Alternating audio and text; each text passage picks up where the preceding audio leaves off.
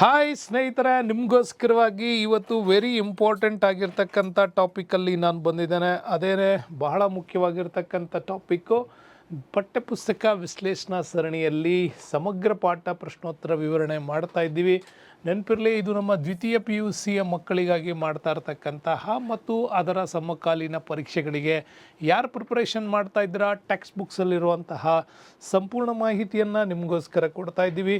ಹಾಗಾಗಿ ವಿಡಿಯೋನ ಕೊನೆ ತನಕ ನೋಡ್ಕೊಳ್ಳಿ. ಹಾಗೆ ಯಾರು ಇದುವರೆಗೂ ಕೂಡ ನಮ್ಮ ಸಾಧನಾ ಸ್ಕೂಲ್ ಯೂಟ್ಯೂಬ್ ಚಾನಲ್ ಸಬ್ಸ್ಕ್ರೈಬ್ ಮಾಡಿಲ್ಲ, ದಯವಿಟ್ಟು ಸಬ್ಸ್ಕ್ರೈಬ್ ಮಾಡ್ಕೊಳ್ಳಿ. ಇಲ್ಲಿ ಸಿಗ್ತಕ್ಕಂತಹ ವೆರಿ ಇಂಪಾರ್ಟೆಂಟ್ ಮಾಹಿತಿಗಳನ್ನೆಲ್ಲ ಹೇಳ್ಬೋದು. ನೆನಪಿಟ್ಕೊಳ್ಳಿ, ಇದು ಅಧ್ಯಾಯ 4.2 ಪ್ರಾಚೀನ ಯುಗದಲ್ಲಿ ಬರ್ತಕ್ಕಂತಹ 4.3 ಮೂರನೇ ಪಾಠ ಇದು. ಅದರಲ್ಲಿ ಇವತ್ತು ನಾನು ಹೇಳಕ್ಕೆ ಹೊರಟಿರೋದು ಮೌರ್ಯ ಸಾಮ್ರಾಜ್ಯ.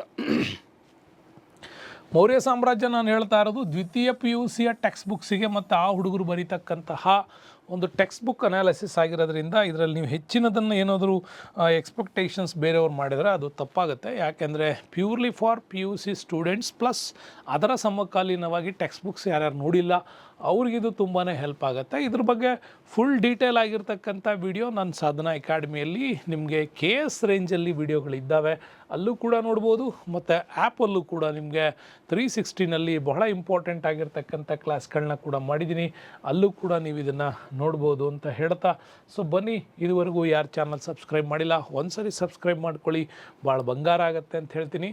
ಸೊ ಬನ್ನಿ, ಇವತ್ತಿನ ಇಂಪಾರ್ಟೆಂಟ್ ಟಾಪಿಕ್ಸಲ್ಲಿ ನಾವು ನೋಡ್ತಾ ಇರ್ತಕ್ಕಂಥದ್ದು ಇಂಪಾರ್ಟೆಂಟ್ ಮ್ಯಾಟರು ಮೌರ್ಯ ಸಾಮ್ರಾಜ್ಯದ ಬಗ್ಗೆ ನೋಡ್ತೀವಿ. ಓಕೆ, ಸೊ ಮೌರ್ಯ ಸಾಮ್ರಾಜ್ಯದ ವಿಚಾರದಲ್ಲಿ ವೆರಿ ಇಂಪಾರ್ಟೆಂಟಾಗಿ ನಾವು ಮಾತಾಡುವಂತಹ ಮ್ಯಾಟರ್ ಏನಪ್ಪ ಅಂತಂದರೆ, ಮೌರ್ಯ ಸಾಮ್ರಾಜ್ಯ ಮತ್ತು ಚಂದ್ರಗುಪ್ತ ಮೌರ್ಯ ಹಾಗೂ ಬಿಂದುಸಾರ ಮತ್ತು ಅಶೋಕ. ಅದರಲ್ಲಿ ಬಿಂದುಸಾರನ ಬಗ್ಗೆ ಹೆಚ್ಚಿನ ಮಾಹಿತಿಗಳು ಕೊಟ್ಟಿಲ್ಲ.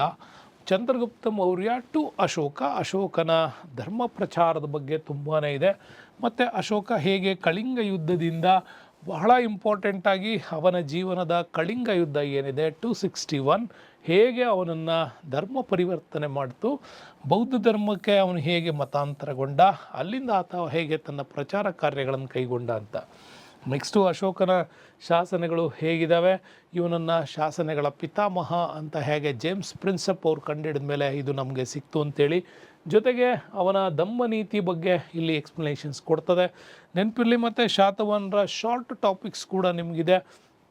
ಸಿಮುಖ ಟು ಗೌತಮಿ ಪುತ್ರ ಶಾತಕರ್ಣಿ ಬಗ್ಗೆ ಮತ್ತು ಕೊನೆಯ ದೊರೆಯ ತನಕನೂ ಕೂಡ ಅದರ ಉಲ್ಲೇಖಗಳು ನಿಮಗೆ ಇದರಲ್ಲಿ ಸಿಗತ್ತೆ ಅಂತ ಹೇಳ್ತಾ, ಸೊ ಬನ್ನಿ, ಇವತ್ತಿನ ನಮಗೆ ಇಂಪಾರ್ಟೆಂಟ್ ಆಗಿರ್ತಕ್ಕಂಥ ಮೌರ್ಯ ಸಾಮ್ರಾಜ್ಯದ ಬಗ್ಗೆ ನೋಡೋಣ. ಯಾರು ಸಬ್ಸ್ಕ್ರೈಬ್ ಮಾಡಿಲ್ಲ ಮಾಡ್ಕೊಳ್ಳಿ, ನಿಮ್ಮೆಲ್ಲ ಸ್ನೇಹಿತರಿಗೂ ಕೂಡ ಅದನ್ನು ಎಕ್ಸ್ಪ್ಲೈನ್ ಮಾಡಿ ಅಂತ ಕೂಡ ಹೇಳ್ತೀನಿ. ಸೊ ಇವತ್ತಿನ ನಮ್ಮ ಇಂಪಾರ್ಟೆಂಟ್ ಟಾಪಿಕ್ಸಲ್ಲಿ ನಾವು ನೋಡ್ಬೋದಾಗಿರ್ತಕ್ಕಂಥ ವಿಚಾರ ಅಂತಂದರೆ ಭಾರತದ ಮೌರ್ಯ ಸಾಮ್ರಾಜ್ಯ. ನೆನ್ಪಿಟ್ಕೊಳ್ಳಿ, ಭಾರತದ ಮೊದಲ ಏಕಚಕ್ರಾಧಿಪತ್ಯ ಸಾಮ್ರಾಜ್ಯ ಅಂತ ಇದನ್ನು ಯಾಕೆ ಕರಿಬೇಕು ಅಂತಂದರೆ ನೋಡಿ, ಆವಾಗ ದಕ್ಷಿಣ ಭಾರತಕ್ಕೂ ಮತ್ತು ನಮ್ಮ ಅವತ್ತಿನ ಒಂದು ಉತ್ತರ ಭಾರತಕ್ಕೂ ನೀವು ಹೋಲಿಸ್ಕೊಂಡ್ರೆ ಎರಡೂ ಭಾರತಗಳಲ್ಲೂ ಕೂಡ ಸಾಮಾನ್ಯವಾಗಿ ನಾರ್ತ್ ಇಂಡಿಯಾ ಆ್ಯಂಡ್ ಸೌತ್ ಇಂಡಿಯಾದಲ್ಲಿ ಅನೇಕ ಸಾಮ್ರಾಜ್ಯಗಳು ಅಸ್ತಿತ್ವದಲ್ಲಿತ್ತು. ಅಂದರೆ ಇಲ್ಲಿ ನಮಗೆ ಪಾಂಡ್ಯರು, ಚೋಳರು, ಚೇರರು ಇದ್ದರು ಈ ಭಾಗದಲ್ಲಿ. ಓಕೆ, ಪಾಂಡ್ಯರು, ಚೋಳರು, ಚೇರರು ಇದ್ದರು. ಇನ್ನು ಸಣ್ಣ ಸಣ್ಣ ಪ್ರಾಂತ್ಯಗಳು ಕೂಡ ಅಲ್ಲಲ್ಲಿ ಅಧಿಕಾರಗಳನ್ನು ಮಾಡ್ತಾಯಿದ್ವು. ಉತ್ತರ ಭಾರತಕ್ಕೆ ಬಂತಂದರೆ ನಾವು ಉತ್ತರ ಭಾರತದಲ್ಲಿ ಕೂಡ ನೀವು ನೆನ್ಪಿಟ್ಕೊಳ್ಳಿ, 16 ಮಹಾಜನಪದಗಳ ಆಳ್ವಿಕೆ ಮಾಡಿದ್ವು. ಆ 16 ಜನಪದಗಳು 4 ಗಣರಾಜ್ಯಗಳಾದವು. 4 ಗಣರಾಜ್ಯಗಳಿಂದ ಮಗಧ ಸಾಮ್ರಾಜ್ಯ ಅಸ್ತಿತ್ವಕ್ಕೆ ಬಂದಿತ್ತು. ಅಲ್ಲಿಂದ ಮತ್ತೆ ಬದಲಾವಣೆಗಳಾಗಿತ್ತು. ಈ ಕಡೆ ನಂದ ಸಾಮ್ರಾಜ್ಯ ಅಧಿಕಾರದಲ್ಲಿತ್ತು, ಬಂಗಾಳದ ವಲಯದಲ್ಲಿ ನಂದ ಸಾಮ್ರಾಜ್ಯ ಕೂಡ ಇಲ್ಲಿ ಅಧಿಕಾರದಲ್ಲಿತ್ತು. ಇನ್ನು ಈ ಭಾಗದಲ್ಲಿ ನಮಗೆ ಗ್ರೀಕರು ಈ ಸಾಮ್ರಾಜ್ಯವನ್ನು ವಶಪಡಿಸ್ಕೊಂಡಿದ್ರು. ಹಾಗಾಗಿ ಗ್ರೀಕರ ಪ್ರಭಾವ ಕೂಡ ಇತ್ತು ಅಫ್ಘಾನ್ ಮತ್ತು ಪಾಕಿಸ್ತಾನ್ ವಲಯಗಳಲ್ಲಿ. ಹೀಗಾಗಿ ಬಹಳ ವಿಶೇಷವಾಗಿ ಇಲ್ಲಿ ಅನೇಕ ಸಣ್ಣ ಪುಟ್ಟ ಸಾಮ್ರಾಜ್ಯಗಳು ಅಸ್ತಿತ್ವದಲ್ಲಿದ್ದರಿಂದ ಅವೆಲ್ಲವುಗಳನ್ನು ಒಟ್ಟುಗೂಡಿಸಿ ಏಕಚಕ್ರಾಧಿಪತ್ಯವನ್ನು ತಂದಂಥ ಮೊಟ್ಟ ಮೊದಲ ಸಾಮ್ರಾಜ್ಯ ಅದು ಮೌರ್ಯ ಸಾಮ್ರಾಜ್ಯ. ಇನ್ನು ಮೌರ್ಯ ಸಾಮ್ರಾಜ್ಯ ಮೊದಲ ಬಾರಿಗೆ ರಾಜಕೀಯ ಐಕ್ಯತೆಯನ್ನು ಸಾಧಿಸ್ತು ಅಂತ. ಹೇಗೆ ಅಂದರೆ, ದಕ್ಷಿಣ ಭಾರತದಲ್ಲಿರೋ ರಾಜ್ಯಗಳು ತಮ್ಮದೇ ಆಗಿರತಕ್ಕಂಥ ನೀತಿಗಳಿವೆ, ಉತ್ತರ ಭಾರತದಲ್ಲಿರ್ತಕ್ಕಂಥ ರಾಜ್ಯಗಳಿಗೆ ಅದರದ್ದೇ ಆದ ನೀತಿಗಳಿವೆ. ಅವೆಲ್ಲವನ್ನ ತೊಡೆದಾಕಿ ಏಕಚಕ್ರಾಧಿಪತ್ಯಕ್ಕೆ ತರೋ ಕೆಲಸ ಮಾಡಿದ್ರಿಂದಾಗಿ ಮೌರ್ಯ ಸಾಮ್ರಾಜ್ಯದಿಂದ ಭಾರತದಲ್ಲಿ ಒಂದೇ ರೀತಿಯ ಶಾಸನಗಳ ಆಳ್ವಿಕೆ ಶುರುವಾಗಿತ್ತು. ಇನ್ನು ಮೌರ್ಯ ಸಾಮ್ರಾಜ್ಯದವರು ಭಾರತದ ವಾಯುವ್ಯ ಭಾಗವನ್ನು ವಿದೇಶಿಯರಿಂದ ಮುಕ್ತಗೊಳಿಸಿದ್ದಲ್ಲದೆ ಏನು ನಮಗೆ ಹಲವಾರು ಶತಮಾನಗಳಿಂದ ಮುಂದುವರೆದಂಥ ಏಕರೂಪ ಆಡಳಿತದ ಸಿಸ್ಟಮನ್ನು ಪುನಃ ಜಾರಿಗೆ ತಂದಿದ್ರು ಅಂತ. ವಾಯುವ್ಯ ಭಾಗದ ವಿದೇಶಿಯರು ಅಂತಂದರೆ ಅಲ್ಲಿ ಗ್ರೀಕರು ಆ ಸಾಮ್ರಾಜ್ಯವನ್ನು ಅಲೆಕ್ಸಾಂಡರ್ ಕಾಲದಿಂದ ಅದು ಗ್ರೀಕರ ಅಧೀನಕ್ಕೆ ಒಳಪಟ್ಟಿತ್ತು ಅಂತ. ಅದನ್ನು ಸೆಲ್ಯೂಕಸ್ ಆಳ್ತಾ ಇದ್ದ ಅಲ್ಲಿ ಯಾವಾಗ ನಮ್ಮ ಅಲೆಕ್ಸಾಂಡರ್ ಮರಣದ ನಂತರ. ಹಾಗಾಗಿ ಆ ಎಲ್ಲ ಪ್ರದೇಶಗಳನ್ನು ಏಕಚಕ್ರಾಧಿಪತ್ಯಕ್ಕೆ ಒಳಪಡಿಸಿದ್ದು ಅಶೋಕ. ಇದನ್ನಲ್ಲ ಚಂದ್ರಗುಪ್ತ ಮೌರ್ಯ. ಇದನ್ನು ನಾವು ಬಹಳ ಹೇಳೋದ್ರಿಂದಾಗಿ ಅಲ್ಲಿ ಇಂಪಾರ್ಟೆಂಟ್ ನಮಗೆ ಸಿಗ್ತಾ ಹೋಗುತ್ತೆ. ನೆಕ್ಸ್ಟ್ ನೋಡಿ, ಭಾರತದಲ್ಲಿ ಮೌರ್ಯ ಸಾಮ್ರಾಜ್ಯಕ್ಕಿಂತ ಮೊದಲಿದ್ದ ಸಾಮ್ರಾಜ್ಯಗಳು ಯಾವುವು ಅಂತ ನಿಮ್ಮನ್ನು ಕೇಳಿದ್ರೆ, ಭಾರತದಲ್ಲಿ ಮೌರ್ಯ ಸಾಮ್ರಾಜ್ಯಕ್ಕಿಂತ ಮೊದಲಿದ್ದ ಸಾಮ್ರಾಜ್ಯಗಳು ಯಾವುದು ಅಂತ. ಭಾರತಕ್ಕಿಂತ ಮೊದಲಿದ್ದಂಥ ಸಾಮ್ರಾಜ್ಯಗಳು ಅಂದರೆ ಮಹಾಜನಪದಗಳಿತ್ತು. ಮಹಾಜನಪದಗಳಿಂದ ಮಗಧ ಸಾಮ್ರಾಜ್ಯದ ಕಡೆಗೆ ಹೋಯಿತು. ಇದರಿಂದ ಪರಿವರ್ತನೆ ಆದ ಮೇಲೆ ನಂದರು ಕೂಡ ಬರ್ತಾರೆ. ಅದರಲ್ಲಿ ನೀವು 16 ಮಹಾಜನಪದಗಳ ನಂತರ ಗಣರಾಜ್ಯಗಳು ಬಂದು ಗಣರಾಜ್ಯಗಳನ್ನು ಸೋಲಿಸಿ ಮಗಧ ಸಾಮ್ರಾಜ್ಯ ಬಂತು. ಜರಾಸಂಧನಿಂದ, ಬಿಂಬಸಾರನಿಂದ, ಅಜಾತಶತ್ರುವಿಂದ ಮಗಧ ಸಾಮ್ರಾಜ್ಯದಲ್ಲಿ ಒಂದು ರೀತಿಯ ಉತ್ತರ ಭಾರತ ಏಕಚಕ್ರಾಧಿಪತ್ಯಕ್ಕೆ ಬಂದಿತ್ತದು. ಓಕೆ, ಏಕಚಕ್ರಾಧಿಪತ್ಯಕ್ಕೆ ಬಂದು ಹೋಗಿತ್ತು. ಆಮೇಲೂ ಕೂಡ ನಾವು ನೋಡ್ಬೋದು ಮಹಾಪದ್ಮಾನಂದನಿಂದ ಶುರುವಾಗಿರತಕ್ಕಂಥ ನವನಂದರು, 9 ನಂದ ದೊರೆಗಳು ಆಳ್ತಾರೆ. ಕೊನೆಗೆ ಧನನಂದ ಇಲ್ಲಿ ಆಳ್ತಾ ಇದ್ದ. ಹಾಗಾಗಿ ವಾಯುವ್ಯ ಭಾರತದಲ್ಲಿ ಗ್ರೀಕರ ಪ್ರಾಬಲ್ಯ ಬಂದರೆ ಬಹಳ ಬೃಹತ್ ಸಾಮ್ರಾಜ್ಯವನ್ನು ಇಲ್ಲಿಂದ ಇಲ್ಲಿವರೆಗೂ ಕೂಡ ಇಲ್ಲಿ ಯಾರು ಆಳ್ತಾ ಇದ್ರು? ನಂದರು ಆಳ್ತಾ ಇದ್ರು. ಹಾಗಾಗಿ ಮಗಧ ಸಾಮ್ರಾಜ್ಯದ ನಂತರ ನಮ್ಮಲ್ಲಿ ಬರತಕ್ಕಂಥದ್ದು ಏಕಚಕ್ರಾಧಿಪತ್ಯಕ್ಕೆ ಅದು ಜರಾಸಂಧ, ಬಿಂಬಸಾರ, ಅದಾದಮೇಲೆ ಅಜಾತಶತ್ರುವಿನಿಂದ. ನಂತರ ಬಂದದ್ದು ಮಹಾಪದ್ಮಾನಂದ ಮತ್ತು ಧನನಂದನವರೆಗೂ ಕೂಡ 9 ನಂದರು ಇಲ್ಲಿ ಆಳ್ವಿಕೆ ಮಾಡ್ತಾರೆ. ಈ ಸಂದರ್ಭದಲ್ಲೇ ಬಂದಂತಹ ಧನನಂದನ ಕಾಲಕ್ಕೆ ಬಂದಂಥ ಚಾಣಕ್ಯ, ಕೌಟಿಲ್ಯ ಅಥವಾ ವಿಷ್ಣುಗುಪ್ತ ಅಂತ ಏನು ಕರಿತೀವಿ, ಅವನಿಂದಾಗಿಯೇ ಈ ಮೌರ್ಯ ಸಾಮ್ರಾಜ್ಯ ಅಸ್ತಿತ್ವಕ್ಕೆ ಬರಲಿಕ್ಕೆ ಕಾರಣ ಆಗತ್ತೆ. ನೆಕ್ಸ್ಟ್ ನೋಡೋಣ, 16 ಮಹಾಜನಪದಗಳು ಬಗ್ಗೆ ನಾವು ಮಾತಾಡಿದ್ವಲ್ಲ. 16 ಮಹಾಜನಪದಗಳಲ್ಲಿ ಇಂಪಾರ್ಟೆಂಟಾಗಿ ನೋಡ್ತಾ ಹೋಗಿ, ಒಂದು ಅಂಗ ಸಾಮ್ರಾಜ್ಯ, ಚಂಪಾ ಅಂತ ಕೂಡ ಕರಿತೀವಿ. ಮಗಧ ಸಾಮ್ರಾಜ್ಯದ ಮೊದಲ ರಾಜಧಾನಿ ರಾಜಗೃಹ, ಆನಂತರ ಪಾಟಲಿಪುತ್ರವನ್ನು ಮಾಡ್ತಾರೆ. ಈಗ ಅದನ್ನು ಪಾಟ್ನಾ ಅಂತ ಕರಿತೀವಿ. ಇನ್ನು ಕಾಶಿಯಲ್ಲಿ ವಾರಣಾಸಿ ರಾಜಧಾನಿ ಮಾಡ್ಕೊಂಡಿದ್ರು. ಈಗಿನ ಬನಾರಸ್ ವಾರಣಾಸಿ ಅಂತ ಏನು ಹೆಸರಾಗಿದೆ ಅದು. ಕೋಸಲವನ್ನು ಸಾಕೇತ್ ಮಾಡ್ಕೊಂಡಿದ್ರು. ವಜ್ಜಿ ಇತ್ತು, ಇಲ್ಲಿ ವಜ್ಜಿನೇ ಆಳ್ತಾ ಇದ್ರು. ಮಲ್ಲ ಬರ್ತದೆ ನೋಡಿ, ಕುಶಿನಾರ ಅಂತ ಕೂಡ ಕರಿತೀವಿ. ಇಲ್ಲೇ ಗೌತಮ ಬುದ್ಧ ಯಾವ ಗಣರಾಜ್ಯಕ್ಕೆ ಸೇರಿದವನು ಅಂತ ಕೇಳ್ತಾರಲ್ಲ, ಅದೇ ಮಲ್ಲ ಸಾಮ್ರಾಜ್ಯಕ್ಕೆ ಸೇರಿದವರು. ಆಮೇಲೆ ಚೇದಿಯನ್ನು ತಿಸ್ವತಿರತಿ ಅಂತ ಕೂಡ ಕರಿತೀವಿ. ಕಳಿಂಗ ಪ್ರಾಂತ್ಯ ಅಂದರೆ ಇವತ್ತಿನ ನಮ್ಮ ಒಡಿಸ್ಸಾ ಭಾಗವನ್ನು ಆಳ್ತಾ ಇದ್ದಂತಹ ಭಾಗ ಅದು. ಇನ್ನು ವತ್ಸ ಇತ್ತು, ಕೌಸಂಬಿ, ಕುರು, ಇಂದ್ರಪ್ರಸ್ಥ ಇವತ್ತಿನ ದೆಹಲಿ ಭಾಗಗಳನ್ನು ಆಳ್ತಾ ಇದ್ದಂಥದ್ದು. ಇನ್ನು ಪಾಂಚಾಲ, ಮತ್ಸ್ಯ ಬರುತ್ತೆ, ಸುರಸೇನ, ಅದಾದಮೇಲೆ ಆಸ್ಮಾಕ, ಅವಂತಿ, ಗಾಂಧಾರ, ಕಾಂಬೋಜ. ಸೊ ಇವೆಲ್ಲ ಆ ಕಾಲಕ್ಕೆ ಇದ್ದಂತಹ ಶ್ರೇಷ್ಠವಾದಂಥ 16 ಗಣರಾಜ್ಯಗಳಿದ್ವು. ಈ 16 ಮಹಾಜನಪದಗಳಿದ್ವು. ಈ ಮಹಾಜನಪದಗಳು ನಂತರ 4 ಗಣರಾಜ್ಯಗಳು ಮಾತ್ರ ಉಳ್ಕೊಂಡ್ವು. ಅದರಲ್ಲಿ ಕಾಶಿ, ಮಗಧ, ಕೋಸಲ ಉಳ್ಕೊಂಡಿತ್ತು. ಆಮೇಲೆ ಮಧ್ಯಭಾಗದಲ್ಲಿ ಒಂದು ಸ್ವಲ್ಪ ಚೇದಿ ಸಾಮ್ರಾಜ್ಯ ಉಳ್ಕೊಳ್ಳುತ್ತೆ. ಬಿಟ್ಟರೆ ಇನ್ಯಾವುದೂ ಕೂಡ ಅಲ್ಲಿ ಉಳ್ಕೊಳ್ಳಿಲ್ಲ. ಈ ರೀತಿಯಾಗಿ ಇದ್ದಾಗೇ ಮೌರ್ಯ ಸಾಮ್ರಾಜ್ಯ ಅಸ್ತಿತ್ವಕ್ಕೆ ಬರುತ್ತೆ. ಬಂದರೆ ಮುಂದೆ ನಾವು ವಿಚಾರವನ್ನು ನೋಡ್ತಾ ಹೋಗುವಾಗ ಗೊತ್ತಾಗುತ್ತೆ, ಮೌರ್ಯ ಸಾಮ್ರಾಜ್ಯದಲ್ಲಿ ಇಂಪಾರ್ಟೆಂಟ್ ಇದರ ರಾಜಧಾನಿ ಬಗ್ಗೆ ಮಾತಾಡ್ತೀವಿ. ಮೌರ್ಯ ಸಾಮ್ರಾಜ್ಯದ ರಾಜಧಾನಿ ಅಂತಂದರೆ ಅದು ಪಾಟಲಿಪುತ್ರ. ಇದನ್ನು ರಾಜಧಾನಿಯನ್ನಾಗಿ ಮಾಡಿಕೊಂಡು ಆಳ್ವಿಕೆ ಮಾಡಿದಂಥವ್ರು ಇವತ್ತಿನ ಪಾಟ್ನಾ ಅಂತೀವಿ. ಇದರ ರಾಜಲಾಂಛನವಾಗಿ ಬಂದರೆ ಧರ್ಮಚಕ್ರವನ್ನು ಇವರು ರಾಜಲಾಂಛನವಾಗಿ ಹೊಂದಿರತಕ್ಕಂಥದ್ದು. ಓಕೆ, ಈ ಧರ್ಮಚಕ್ರವನ್ನು ಯಾಕೆ ಹೊಂದಿದ್ರು ಅಂತ ಹೇಳೋದಾದರೆ, ಇದಕ್ಕೆ ಬೌದ್ಧ ಧರ್ಮದ ಒಂದು ಪ್ರಭಾವ ಇದ್ದಿದ್ದರಿಂದ ಹಾಗಾಗಿತ್ತು ಅಂತ ಹೇಳ್ತೀವಿ. ಇನ್ನಿದರ ಸ್ಥಾಪಕ ಬಂದು ಚಂದ್ರಗುಪ್ತ ಮೌರ್ಯ. ಇದರ ಪ್ರಸಿದ್ಧನಾದಂಥ ದೊರೆ ಅಶೋಕನ ಬಗ್ಗೆ ಹೇಳ್ತೀವಿ. ಹಾಗಾಗಿ ಸ್ಥಾಪಕ ಚಂದ್ರಗುಪ್ತ ಮೌರ್ಯ ಆದರೆ ಇದರ ಕೊನೆಯ ದೊರೆ ಬಗ್ಗೆ ಮಾತಾಡ್ತಾರಲ್ವಾ. ಸೊ ಕೊನೆಯ ದೊರೆ ಬಗ್ಗೆ ನಾವು ಮಾತಾಡೋದಾದರೆ ಅವನೇ ಬೃಹದ್ರುತ ಅಂತ ಕರಿತೀವಿ. ಕೊನೆಯ ದೊರೆ ಬೃಹದ್ರುತ. ಈ ಬೃಹದ್ರುತನನ್ನು ಮುಂದೆ ಶುಂಗ ಸಾಮ್ರಾಜ್ಯದವರು ಅವನನ್ನು ಕೊಲ್ತಾರೆ. ಕೊಲ್ಲೋದ್ರ ಮುಖಾಂತರ ಅಧಿಕಾರಕ್ಕೆ ಶುಂಗ ಸಂತತಿ ಅಧಿಕಾರಕ್ಕೆ ಬರ್ತದೆ. ಸೊ ಹೀಗೆ ಮೌರ್ಯರು ನಂದರನ್ನು ಕೊನೆಗಾಣಿಸಿ ಮೌರ್ಯ ಸಾಮ್ರಾಜ್ಯ ಅಸ್ತಿತ್ವಕ್ಕೆ ಬಂತು. ಮೌರ್ಯ ಸಾಮ್ರಾಜ್ಯವನ್ನು ಕೊನೆಗಾಣಿಸಿದವರು ಬೃಹದ್ರಥನನ್ನು ಕೊಂದವನು ಪುಷ್ಯಮಿತ್ರ ಶೃಂಗ. ನೆನ್ಪಿಟ್ಕೊಳ್ಳಿ, ಯಾರವನು? ಪುಷ್ಯಮಿತ್ರ ಶುಂಗ. ಇವನು ಈ ಸಾಮ್ರಾಜ್ಯವನ್ನು ಸ್ಥಾಪನೆ ಮಾಡ್ತಾನೆ.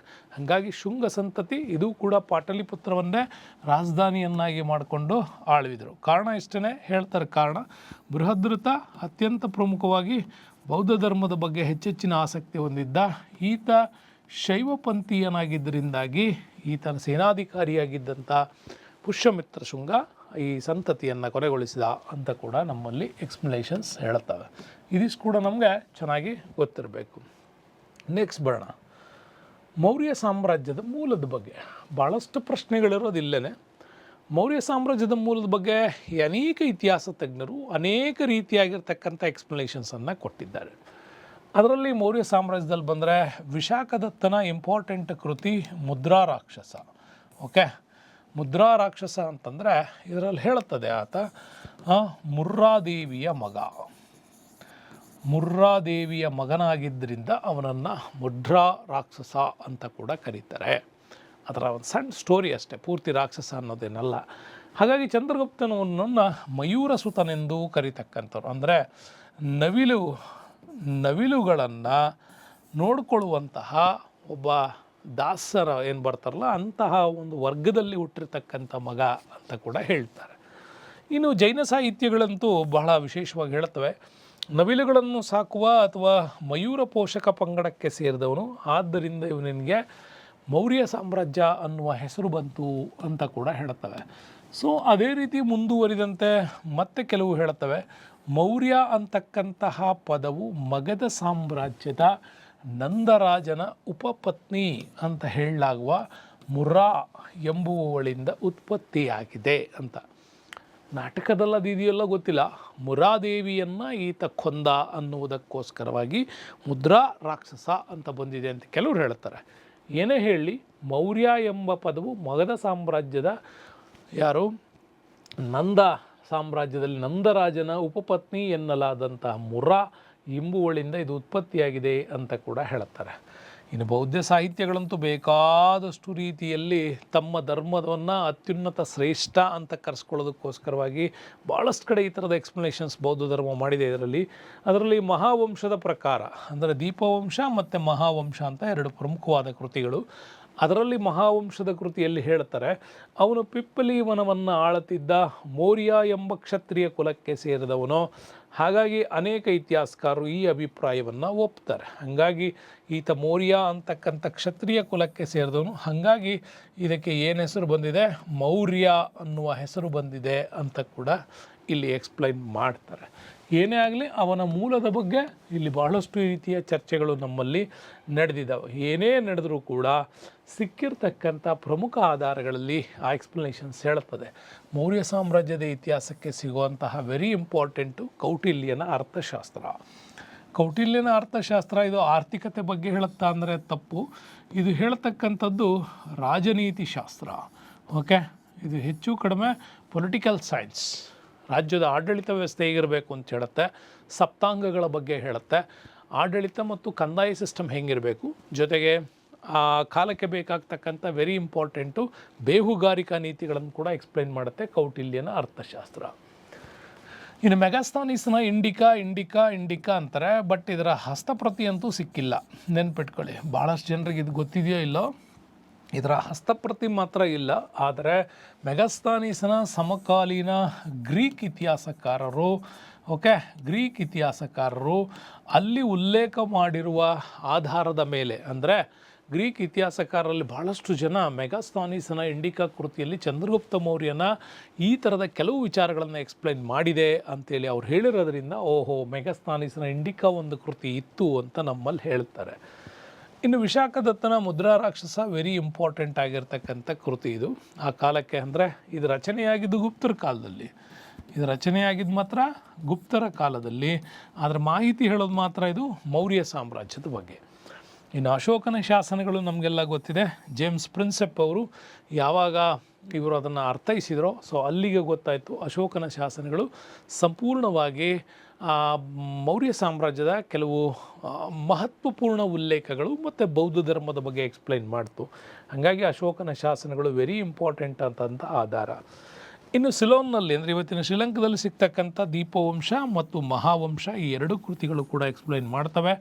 ಇನ್ನು ಇಂಪಾರ್ಟೆಂಟ್ ಆದಂಥ ಕೆಲವು ಸ್ಮಾರಕಗಳು, ಮೌರ್ಯರ ಕಾಲದಲ್ಲಿ ರಚನೆಯಾದಂತಹ ಅರಮನೆಗಳು, ಕಟ್ಟಡಗಳು, ಕೋಟೆಗಳು, ಎಕ್ಸ್ಪೆಷಲಿ ಸ್ತಂಭ ಶಾಸನಗಳು, ಓಕೆ, ಮತ್ತು ಸಾರನಾಥದ ಸ್ತಂಭಗಳಿರ್ಬೋದು, ಈ ಥರದ ಅವುಗಳಲ್ಲಿ ಬರೆದಿಟ್ಟಲ್ಪಟ್ಟಂಥ ಶಾಸನಗಳು ಇವೆಲ್ಲವೂ ಕೂಡ ಇಲ್ಲಿ ಎಕ್ಸ್ಪ್ಲನೇಷನ್ಸ್ ಮಾಡ್ತವೆ.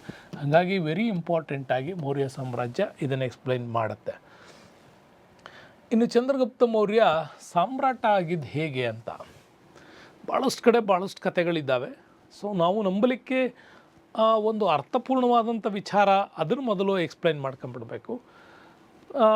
ಮೂಲತಃ ತಂದೆಯನ್ನು ಕಳ್ಕೊಂಡಿದ್ದಂಥ ಚಂದ್ರಗುಪ್ತ, ಅವನಿಗೆ ತಂದೆ ಇರಲಿಲ್ಲ, ಅನಾಥನಾಗಿ ಬೆಳೀತಾ ಇದ್ದ. ಅಂಥ ಬೆಳೆಯೋ ಸಂದರ್ಭದಲ್ಲಿ ಚಂದ್ರಗುಪ್ತನ ಗುರುವಾಗಿದ್ದಂತಹ ಚಾಣಕ್ಯ ಈತ ಮಹಾನಂದನಿಂದ ಅವಮಾನಿತನಗೊಂಡಿದ್ದ. ಮಹಾನಂದನಿಂದ ಅವಮಾನಿತನಾಗಿದ್ದಂಥ ಚಾಣಕ್ಯ ಪುನಃ ವಾಪಸ್ ತಕ್ಷಶಿಲೆಗೆ ಹೋಗುವ ಸಮಯದಲ್ಲಿ ಈ ಚಾಣಕ್ಯ ಚಂದ್ರಗುಪ್ತನನ್ನು ಆತ ನೋಡ್ದ. ಅಲ್ಲಿ ಹೇಳ್ತಾರೆ ಚಂದ್ರಗುಪ್ತನ ಬಾಲ್ಯದ ಕೆಲವು ಸ್ಟೋರಿಗಳು ಕೂಡ ಬರ್ತವೆ. ಅದರಲ್ಲಿ ನಂಬಲಿಕ್ಕೆ ಅರ್ಹವಾಗಿರ್ತಕ್ಕಂಥದ್ದು ಅಂದರೆ, ಹಾಗಾದರೆ ಚಾಣಕ್ಯ ಚಂದ್ರಗುಪ್ತನಲ್ಲಿ ಅದೆಂತಹ ನಾಯಕತ್ವ ಗುಣ ಅವನಿಗೆ ಕಂಡು ಬಂತು ಅಂತ, ಇವನು ಬೆಸ್ಟ್ ಆಗ್ತಾನೆ ಅನ್ನೋದು ಹೆಂಗೆ ಗೊತ್ತಾಯಿತು ಅಂತ. ಹೆಂಗೆ ಗೊತ್ತಾಯಿತು ಅಂದರೆ ಇಷ್ಟೇ, ಚಂದ್ರಗುಪ್ತ ದಿನಾಲೂ ಅಲ್ಲಿ ತನ್ನ ಪ್ರಾಣಿಗಳನ್ನು ಮೇಯಿಸಲಿಕ್ಕೆ ಬರ್ತಾಯಿದ್ದ ಅಂತ ಹೇಳ್ತಾರೆ. ಹಾಗೆ ಬರೋವಂಥ ಸಂದರ್ಭದಲ್ಲಿ ಈತ ಯಾವಾಗಲೂ ಕೂಡ ಅವನ ಸಹಚರರಿಗೆಲ್ಲ ಕಾಯೋದಕ್ಕೆ ಹಚ್ತಾ ಇದ್ದ. ನೀನು ನನ್ನವೂ ನೋಡ್ಕೋಬೇಕು, ಆ ಕಡೆ ನಿಂತ್ಕೋ ಈ ಕಡೆ ನಿಂತ್ಕೋ ಅಂತ. ಎಲ್ಲ ಬೌಂಡ್ರಿಗಳಿಗೆ ಅವ್ರು ನಿಲ್ಲಿಸ್ತಿದ್ದ, ಇವನು ಮಾತ್ರ ಮಧ್ಯದಲ್ಲಿ ಮರವನ್ನೇರಿ ಮಲಗ್ತಿದ್ದಂತೆ. ಇದನ್ನು ನೋಡಿದಂತಹ ಯಾರಿಗೆ ಚಾಣಕ್ಯನಿಗೆ ಅನ್ನಿಸ್ತು, ಓಹೋ, ತನ್ನ ಸಹಚರರನ್ನ ತನ್ನ ಕಂಟ್ರೋಲ್ ಇಟ್ಕೊಂಡು ಇಡೀ ಅವ್ರನ್ನೆಲ್ಲ ಮೇಂಟೈನ್ ಮಾಡ್ತಾ ತಾನು ಇದನ್ನು ಹೇಗೆ ರೂಲಿಂಗ್ ಮಾಡ್ತಾ ಇದ್ದಾನೆ ಅನ್ನೋದು ಅವನಿಗೆ ಅರ್ಥ ಆಯಿತು. ಇದರಿಂದ ಇವನಲ್ಲಿ ನಾಯಕತ್ವದ ಗುಣ ಇದೆ, ಪಳಗಿಸುವ ತಂತ್ರಗಳು ಇವನಿಗೆ ಚೆನ್ನಾಗಿ ಗೊತ್ತು ಅಂಥೇಳಿ ಅವನನ್ನು ಆತ ತನ್ನ ಜೊತೆಗೆ ತಕ್ಷಶಿಲೆಗೆ ಕರ್ಕೊಂಡು ಹೋದ. ಅಫ್ಘಾನಿಸ್ತಾನದ ಬಾರ್ಡ್ರು ತಕ್ಷಶಿಲೆಗೆ ಕರ್ಕೊಂಡೋಗಿ ಅಲ್ಲಿ ಅವನನ್ನು ಕ್ಷತ್ರಿಯ ವಿದ್ಯೆಗಳಲ್ಲಿ ತರಬೇತಿಗೊಳಿಸ್ತಾರೆ, ಜೊತೆಗೆ ಉತ್ತಮ ಶಿಕ್ಷಣವನ್ನು ಕೂಡ ಕೊಡ್ತಾನೆ. ಇದನ್ನೆಲ್ಲ ಕೊಟ್ಬಿಟ್ಟು ಕೊನೆಗೆ ಇರ್ತಕ್ಕಂಥ ಸಾಮಾನ್ಯವಾಗಿ ನಂದರಿಂದ ಒಂದಿಷ್ಟು ಅವಮಾನಿತಗೊಂಡ, ನಂದ ಸಾಮ್ರಾಜ್ಯದ ಬಗ್ಗೆ ಯಾವುದೇ ರೀತಿಯಾಗಿರ್ತಕ್ಕಂಥ ಉತ್ತಮ ಅಭಿಪ್ರಾಯಗಳು ಇಲ್ಲದೇ ಇರೋ ಅಂತಹ ಜನರನ್ನೆಲ್ಲ ಒಟ್ಟುಗೂಡಿಸಿ ಒಂದು ಸಣ್ಣ ಸೈನ್ಯವನ್ನು ಆತ ಕಟ್ಟಿ ಮುಂದೆ ಈ ನಂದ ಸಾಮ್ರಾಜ್ಯವನ್ನು ಸೋಲಿಸ್ದ ಅಂತ. ಬಟ್ ಇಲ್ಲೂ ಒಂದು ಸ್ಟೋರಿ ಹೇಳ್ತಾರೆ, ನಂದ ಸಾಮ್ರಾಜ್ಯವನ್ನು ದಿಢೀರಂತ ಹೋಗಿ ಅವನೇನು ಸೋಲಿಸ್ಲಿಕ್ಕಾಗಲಿಲ್ಲ. ಯಾಕೆಂದರೆ ಬೃಹತ್ತಾದಂಥ ಸೈನ್ಯ, ಇವನು ಕಟ್ಟಿರುವಂಥ ಸಣ್ಣ ಪುಟ್ಟ ಸೈನ್ಯದಿಂದ ಧನನಂದನನ್ನು ಸೋಲಿಸೋದಕ್ಕಾಗಲ್ಲ. ಹಾಗೆ ನಂದ ಸಾಮ್ರಾಜ್ಯದ ರಾಜಧಾನಿಯ ಮೇಲೇ ದಿಢೀರಾಗಿ ದಾಳಿ ಮಾಡ್ತಾ ಈ ದಾಳಿಯಿಂದ ಸೋತು ರಣರಂಗದಿಂದ ಪಾರಾದಂಥ ಚಂದ್ರಗುಪ್ತ ಮೌರ್ಯ ವಿಂಧ್ಯ ಪರ್ವತದ ಸರಹದ್ದಿನ ಕಾಡಿನಲ್ಲಿ ಸಂಚರಿಸೋ ಸಂದರ್ಭದಲ್ಲಿ ಅಲ್ಲೊಂದು ಸಣ್ಣ ಕತೆ ನಡೀತು ಅಂತ ಹೇಳ್ತಾರೆ. ಏನು ನಡೀತು ಅಂತ, ಒಂದು ಅಜ್ಜಿ ತನ್ನ ಮೊಮ್ಮಗನಿಗೆ ರೊಟ್ಟಿ ಮಾಡಿ ಕೊಡ್ತಾ ಇತ್ತಂತೆ. ಆ ಮಗು ರೊಟ್ಟಿಯನ್ನು ಎರಡೂ ಕೈಯಲ್ಲಿ ಹಿಡಿದು ಮಧ್ಯದಲ್ಲಿ ತಿನ್ನೋದಕ್ಕೆ ಟ್ರೈ ಮಾಡ್ತಾ ಇತ್ತು. ಆಗ ಅಜ್ಜಿ ತಲೆಗೆ ಹೊಡೆದ್ಬಿಟ್ಟು ಹೇಳ್ತಂತೆ, ಯಾವತ್ತೂ ಕೂಡ ಮಧ್ಯದಲ್ಲಿ ನೇರವಾಗಿ ನೀನು ಪ್ರಯತ್ನ ಮಾಡಿದ್ರೆ ಇದನ್ನು ತಿನ್ನಲಿಕ್ಕಾಗಲ್ಲ, ಯಾವತ್ತೂ ಇದರ ಅರ್ಗನ್ನು ತಿನ್ನು, ಆನಂತರ ಪೂರ್ಣ ರೊಟ್ಟಿ ತಿಂತಿ ಅಂತ. ಆಗ ಆ ಮಗು ಗೊತ್ತಾಯಿತು, ಅರ್ಗನ್ನು ಹಿಡಿತು. ಅಲ್ಲೇ ದೂರದಲ್ಲಿ ಕುಳಿತು ನೋಡ್ತಾ ಇದ್ದ ಚಂದ್ರಗುಪ್ತನಿಗೆ ಗೊತ್ತಾಯಿತು, ನೇರವಾಗಿ ಪಾಟಲಿಪುತ್ರದ ರಾಜಧಾನಿ ಮೇಲೆ ದಾಳಿ ಮಾಡಿದ್ರೆ ಇದಾಗಲ್ಲ, ಮೊದಲು ಅದರ ವಿರುದ್ಧ ಸುತ್ತಣ ರಾಜ್ಯಗಳನ್ನು ಗೆಲ್ಲಬೇಕು, ಸೈನ್ಯವನ್ನು ಸಂಘಟಿಸ್ಕೋಬೇಕು, ಆಮೇಲೆ ದಾಳಿ ಮಾಡಬೇಕು ಅಂದಾಗ ಇದು ಯಶಸ್ವಿಯಾದ ಪಾಠ ಆಯಿತು. ಮುಂದೆ ಆತ ಪಾಟಲಿಪುತ್ರವನ್ನು ಗೆದ್ಕಂಡ ಅಂತ ಕೂಡ ಇಲ್ಲಿ ಎಕ್ಸ್ಪ್ಲನೇಷನ್ಸ್ ಮಾಡ್ತವೆ. ಸೊ ಇದಕ್ಕೆ ನಿರ್ದಿಷ್ಟವಾದಂಥ ಆಧಾರಗಳಿಲ್ಲದೆ ಇದ್ದರೂ ಕೂಡ ಅಲ್ಲೊಂದಿಲ್ಲೊಂದಿಷ್ಟು ಇತಿಹಾಸಕಾರರ ಕಥೆಗಳಲ್ಲಿ ಅದನ್ನು ನಾವು ಎಕ್ಸ್ಪ್ಲನೇಷನ್ಸ್ ಮಾಡ್ಬೋದು. ನೆಕ್ಸ್ಟ್ ಬರ್ತೀವಿ, ಚಂದ್ರಗುಪ್ತ ಹೀಗೆ ಧನನಂದನನ್ನು ಕೊಂದು ಸಾಮ್ರಾಜ್ಯವನ್ನು ವಶಪಡಿಸ್ಕೊಂಡ ಮೇಲೆ ಈತನ ಪ್ರಮುಖವಾದ ದಾಳಿ ಆಗಿರೋದು ಪಂಜಾಬ್ ಮತ್ತು ಮಗಧ ಸಾಮ್ರಾಜ್ಯದ ಮೇಲೆ. ನೆನ್ಪಿಟ್ಕೊಳ್ಳಿ, ಪಂಜಾಬ್ ಮತ್ತು ಮಗಧ ಸಾಮ್ರಾಜ್ಯದ ಮೇಲೆ ಈತ ದಾಳಿಯನ್ನು ಮಾಡಬೇಕು. ಯಾಕೆಂದರೆ ಉತ್ತರ ಭಾರತದಲ್ಲಿ ಈ ಭಾಗವನ್ನೆಲ್ಲ ಆಳ್ತಾ ಇದ್ದರು ಯವನರು ಅಂತ ಕರಿತೀವಿ, ಇಲ್ಲ ಗ್ರೀಕರು ಅಂತ ಕೂಡ ಕರಿತೀವಿ. ಇವರು ಇಲ್ಲಿ ಆಳ್ತಾಯಿದ್ರು, ಗ್ರೀಕರು ಅಥವಾ ಯವನರು ಅಂತ ಕೂಡ ಹೇಳ್ತಾರೆ. ಸೊ ಅಲ್ಲಿ ಆಳ್ತಾಯಿದ್ರು. ಅಲ್ಲೊಂದು ಬಲಿಷ್ಠವಾಗಿರ್ತಕ್ಕಂಥ ಚಂದ್ರಗುಪ್ತ ತನ್ನ ಸೈನ್ಯವನ್ನು ಸಜ್ಜುಗೊಳಿಸ್ಕೊಂಬಿಟ್ಟು ಮೊದಲು ಆ ಭಾಗವನ್ನು ಗೆಲ್ಲೋದಕ್ಕೆ ಕೌಟಿಲ್ಯನ ನೀತಿಯ ಮೇಲೆ ಆತ ಪಂಜಾಬಿನ ಸಣ್ಣ ಸಣ್ಣ ರಾಜರುಗಳನ್ನು ಸೋಲಿಸಿ ಆ ಎಲ್ಲ ಪ್ರದೇಶಗಳನ್ನು ವಶಪಡಿಸ್ಕೊಂಡ. ಮುಂದೆ ಮಗಧ ಸಾಮ್ರಾಜ್ಯದ ಮೇಲೆ ದಾಳಿ ಮಾಡ್ತಾನೆ. ಅಲ್ಲಿ ರಾಜಗೃಹದಲ್ಲಿ ಮತ್ತು ಪಾಟಲಿಪುತ್ರದಲ್ಲಿ ಕೇಂದ್ರವನ್ನು ಮಾಡಿಕೊಂಡು ಆಳ್ತಾ ಇದ್ದಂಥ ನವನಂದರ ಕೊನೆಯ ದೊರೆ ಧನನಂದನನ್ನು ಆತ ಕೊಂದು ಅವನ ಕ್ರೂರ ಆಡಳಿತವನ್ನು ಕೊನೆಗಾಣಿಸ್ಬಿಟ್ಟು ಮೌರ್ಯ ಸಾಮ್ರಾಜ್ಯಕ್ಕೆ ಆತ ಅಡಿಪಾಯವನ್ನು ಹಾಕದ ಅಂತ ಕೂಡ ಇಲ್ಲಿ ಹೇಳುತ್ತೆ. ಹೀಗೆ ಪಂಜಾಬ್ನಲ್ಲಿ ಆಳ್ತಾ ಇದ್ದಂತಹ ಪ್ರದೇಶಗಳನ್ನು ಆತ ಗೆದ್ದಿದ್ದ. ಇದಾದ ನಂತರ ವೆರಿ ಇಂಪಾರ್ಟೆಂಟು, ಗ್ರೀಕರ ಸೆಲ್ಯೂಕಸ್ನೊಂದಿಗೆ ಅವನು ಮಾಡಿದಂಥ ಯುದ್ಧ. ಯಾರು ಇವನು ಸೆಲ್ಯೂಕಸ್ ಅಂತಂದರೆ, ಭಾರತದ ಪ್ರದೇಶಗಳನ್ನು ಏನು ಗೆದ್ದಿದ್ದ ಅಲೆಕ್ಸಾಂಡರ್ ಈ ಹಿಂದೆ, ಅಲೆಕ್ಸಾಂಡರ್ ಮರಣ ಹೊಂದಿದ ನಂತರ ಈ ಅಲೆಕ್ಸಾಂಡರ್ ಗೆದ್ದಂಥ ಪ್ರದೇಶಗಳಿಗೆ ಭಾರತದಲ್ಲಿ ಅದನ್ನು ನೋಡ್ಕೊಳ್ಳೋದಕ್ಕೆ ನೇಮಕ ಆದಂಥ ಅಧಿಕಾರಿನೇ ಈ ಸೆಲ್ಯೂಕಸ್. ಯಾಕೆಂದರೆ ಆ ಗ್ರೀಕ್ ಸಾಮ್ರಾಜ್ಯವನ್ನು 4 ಭಾಗ ವಿಂಗಡಣೆ ಮಾಡಿದರು. ಅದರಲ್ಲಿ ಪೂರ್ವದ ಭಾಗ ಅಂದರೆ ಭಾರತ ಆಗಿತ್ತು. ಈ ಪ್ರಾಂತ್ಯಗಳನ್ನು ನೋಡ್ಕೊಳ್ಳೋದಕ್ಕೆ ಸೆಲ್ಯೂಕಸ್ನನ್ನು ನೇಮಕ ಮಾಡಲಾಯಿತು. ಬಟ್ ಯಾವಾಗ ಅಲೆಕ್ಸಾಂಡರ್ ಮರಣ ಹೊಂದಿದ್ನೋ ಇವನೇ ನೇರವಾಗಿ ಅಧಿಪತಿಯಾಗಿ ಅಧಿಕಾರ ಮಾಡ್ದ. ಹೀಗೆ ಮಾಡೋ ಸಂದರ್ಭದಲ್ಲಿ ಶಕಪೂರ್ವ 350ರಲ್ಲಿ ಚಂದ್ರಗುಪ್ತನ ಮೇಲೆ ಆತ ಬಲವಾದಂಥ ಹೋರಾಟಗಳು ಶುರುವಾಯಿತು. ಚಂದ್ರಗುಪ್ತ ಬಲವಾಗಿ ಸೈನ್ಯವನ್ನು ತೆಗೆದುಕೊಂಡು ಹೋಗಿ ಸೆಲ್ಯೂಕಸ್ನನ್ನು ಯುದ್ಧದಲ್ಲಿ ಸೋಲಿಸಿ ಅವನ ಪ್ರದೇಶಗಳನ್ನು ವಶಪಡಿಸ್ಕೊಳ್ತಾನೆ. ಹೀಗೆ ವಶಪಡಿಸಿಕೊಂಡ ಮೇಲೆ ಅದಷ್ಟಕ್ಕೇನು ಸುಮ್ಮನಾಗಲಿಲ್ಲ. ಅವನ ಅಧೀನದಲ್ಲಿ ಬರ್ತಕ್ಕಂಥ ನೋಡಿ, ಅಫ್ಘಾನಿಸ್ತಾನದ ಭಾಗ ಕಾಬೂಲ್ ಇರ್ಬೋದು, ಅಫ್ಘಾನಿಸ್ತಾನ್, ಕಾಂದಹಾರ್, ಬಲೂಚಿಸ್ತಾನ್ವರೆಗೆ. ಬಲೂಚಿಸ್ತಾನ್ ಅಂದರೆ ನಿಮಗೆ ಪಾಕಿಸ್ತಾನದ ದಕ್ಷಿಣ ಪ್ರಾಂತ್ಯಗಳು ಬರ್ತಾವೆ ಇವೆಲ್ಲ. ಓಕೆ, ಹಾಗಾಗಿ ಕಾಬೂಲು, ಕಂದಹಾರ್, ಬಲೂಚಿಸ್ತಾನ ಇದಷ್ಟು ಪ್ರದೇಶಗಳನ್ನು ಆತ ಗೆದ್ದಿದ್ದ ಅಂತ. ಹಾಗಾಗಿ ಕಾಬೂಲು, ಕಂದಹಾರ್, ಅಫ್ಘಾನಿಸ್ತಾನ್, ಬಲೂಚಿಸ್ತಾನ್ ಈ ಎಲ್ಲ ಅಂದರೆ ಹೆಚ್ಚು ಕಡಿಮೆ ಹಿಂದೂ ಕುಶ್ ಪರ್ವತ ಶ್ರೇಣಿ ಅಂತ ಕರಿಬೋದು. ಏನಂತ ಕರಿಬೋದು? ಹಿಂದೂ ಕುಶ್ ಪರ್ವತ ಶ್ರೇಣಿ. ಇಲ್ಲೇನು ನಮಗೆ ಪಾಮಿರ್ ಗ್ರಂಥಿ ಸಿಗುತ್ತೆ ಆ ಭಾಗ. ಹಿಂದೂ ಕುಶ್ ಪರ್ವತ ಶ್ರೇಣಿಗಳನ್ನು ಕಂಪ್ಲೀಟಾಗಿ ತನ್ನ ಅಧೀನಕ್ಕೆ ತೆಗೆದುಕೊಳ್ತಾನೆ. ತೆಗೆದುಕೊಂಡ ಮೇಲೆ ಈ ವಿಸ್ತಾರವಾದ ಪ್ರದೇಶವು ಇವನ ಅಧೀನಕ್ಕೆ ಬರುತ್ತೆ. ಅಷ್ಟಕ್ಕೆ ಆಯಿತಾ ಅಂದರೆ ಇಲ್ಲ. ಗೆದ್ದ ನಂತರ ಈತ ಚಂದ್ರಗುಪ್ತ ಮೌರ್ಯನ ಜೊತೆಗೆ ಒಂದು ಸ್ನೇಹಪರ ಒಪ್ಪಂದವನ್ನು ಮಾಡ್ಕೊಳ್ತಾನೆ. ಜೊತೆಗೆ ತನ್ನ ಮಗಳನ್ನು ಕೂಡ ಅವನಿಗೆ ಮದುವೆ ಮಾಡಿ ಕೊಡ್ತಾನೆ. ಇದಕ್ಕೆ ಪ್ರತಿಯಾಗಿ ಚಂದ್ರಗುಪ್ತ ಮೌರ್ಯ ಏನು ಕೊಟ್ಟ? ಸೊ ಚಂದ್ರಗುಪ್ತ ಮೌರ್ಯ ಅಷ್ಟೇ ಯುದ್ಧ ತರಬೇತಿ ಹೊಂದಿರತಕ್ಕಂಥ ಸುಮಾರು 500ಕ್ಕೂ ಅಧಿಕ ಆನೆಗಳನ್ನು ಆತನಿಗೆ ಬಳುವಳಿಯಾಗಿ ನೀಡಿದ್ದ ಅಂತ. ಯಾಕೆಂದರೆ ನಿಮಗೆ ನೆನಪಿರಲಿ, ಅಲೆಕ್ಸಾಂಡರ್ ಯುದ್ಧಕ್ಕೆ ಬಂದಾಗ, ಓಕೆ, ಅಲೆಕ್ಸಾಂಡರ್ ಯುದ್ಧಕ್ಕೆ ಬಂದಾಗ ಅವನ ವಿರುದ್ಧ ಹೋರಾಡಿದಂಥ ಪೋರಸ್ ಕೂಡ ಆನೆಯ ಮೇಲಿಂದಲೇ ದಾಳಿಯನ್ನು ಮಾಡ್ತಾ ಇದ್ದಿದ್ದು. ಬಟ್ ಆನೆಗಳನ್ನು ಯುದ್ಧದಲ್ಲಿ ಬಳಸ್ಕೊಳ್ಬಹುದು ಅನ್ನುವಂಥದ್ದು ಗೊತ್ತಿದ್ದೇ ಭಾರತೀಯ ಮೂಲದವ್ರಿಗೆ ಮಾತ್ರ. ಯಾಕಂದರೆ ಭಾರೀ ಗಾತ್ರದ ಆನೆಗಳನ್ನು ಪಳಗಿಸುವಂಥದ್ದು ಆಫ್ರಿಕನ್ನರಿಗೆ ಮತ್ತು ಭಾರತೀಯರಿಗೆ ಗೊತ್ತಿದ್ದಂಥದ್ದು. ಬಟ್ ಅದು ಯುದ್ಧ ಕಲೆಗಳಿಗೆ ತರ್ತಾ ಇದ್ದಿದ್ದು ಭಾರತೀಯರು ಮಾತ್ರ.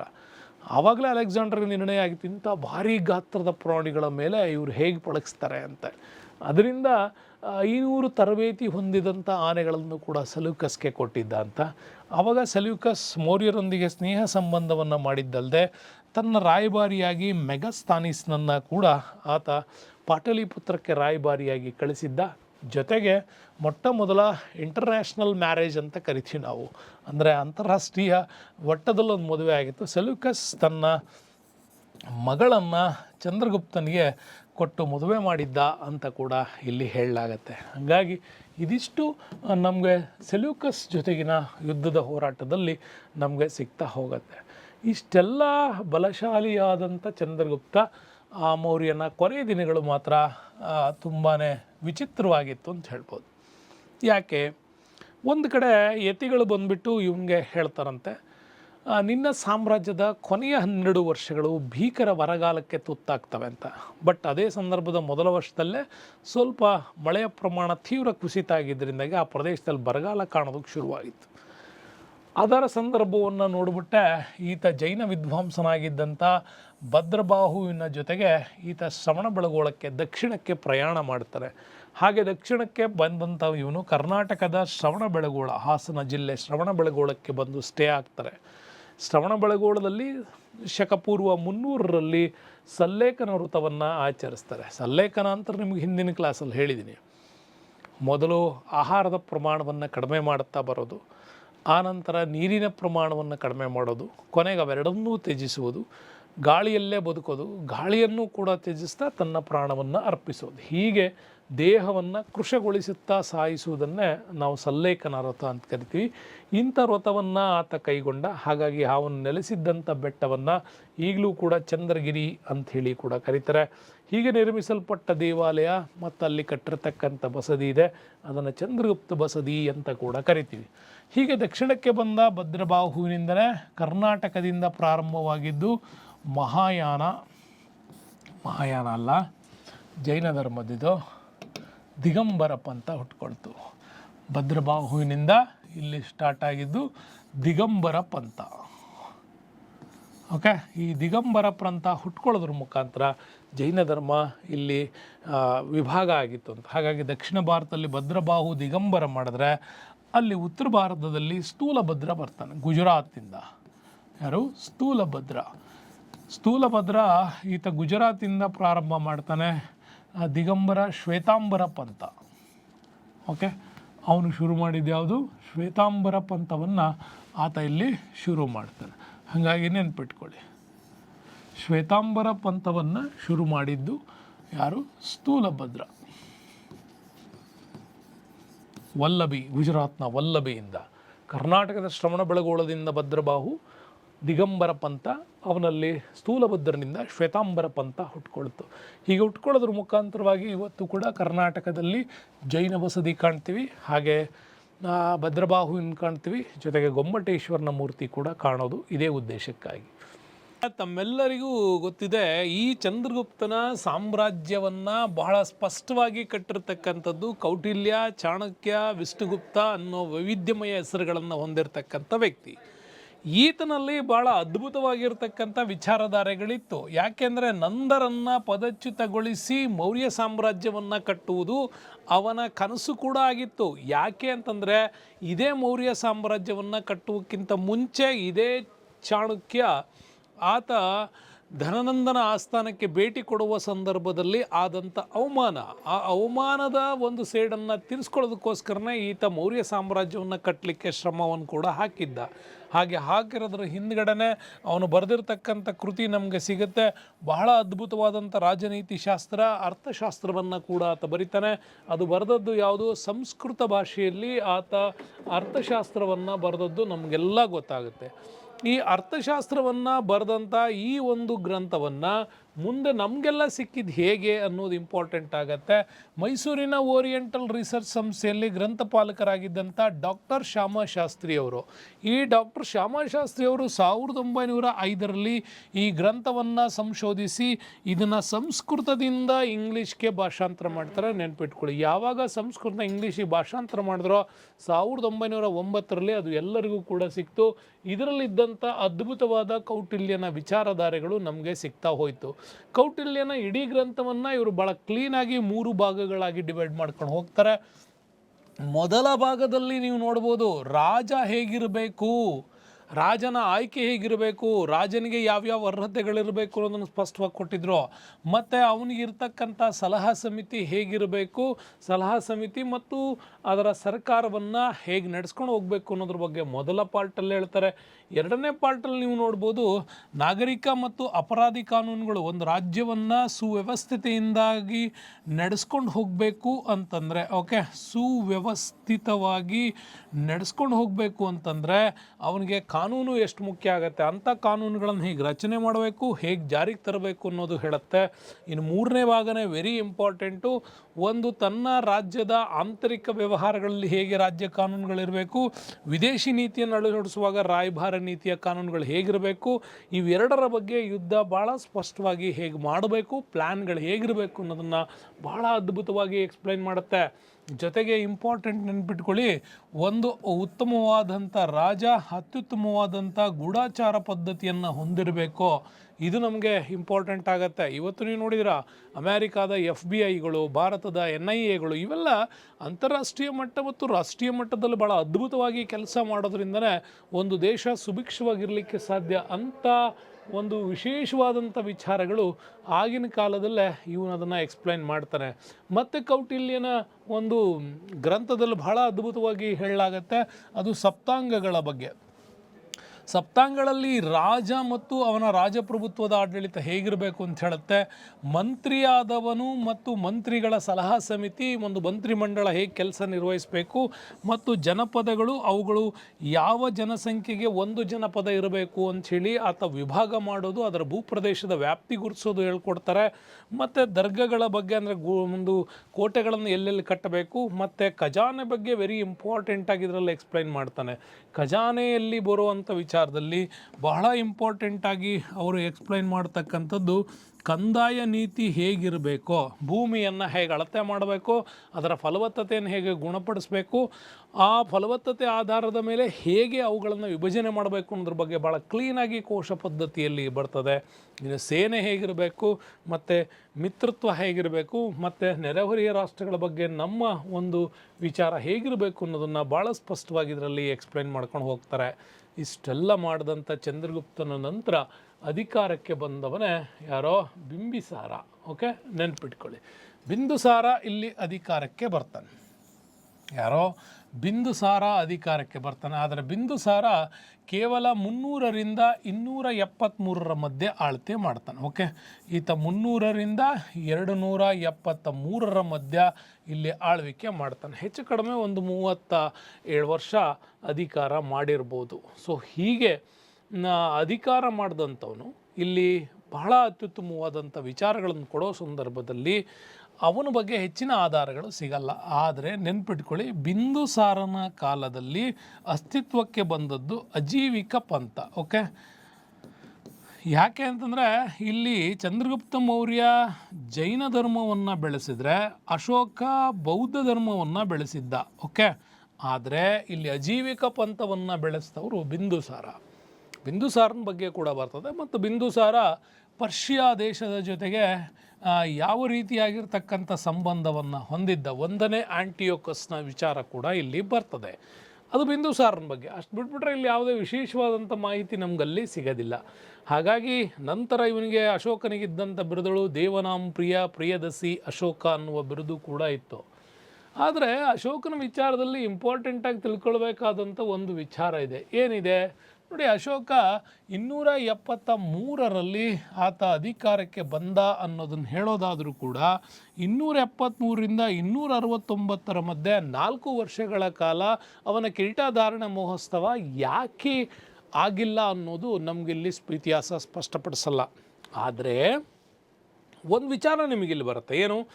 ಅಶೋಕ ಅಧಿಕಾರಕ್ಕೆ ಬರೋಕ್ಕಿಂತ ಮುಂಚೆ ತನ್ನ 100 ಜನ ಸಹೋದರರನ್ನು ಆತ ಕೊಂದು ಅಧಿಕಾರಕ್ಕೆ ಬಂದ ಅಂತ. ಹೀಗೆ ಕೊಂದು ಅಧಿಕಾರಕ್ಕೆ ಬಂದ ಅಂತ ಹೇಳೋದು ಯಾವುದು?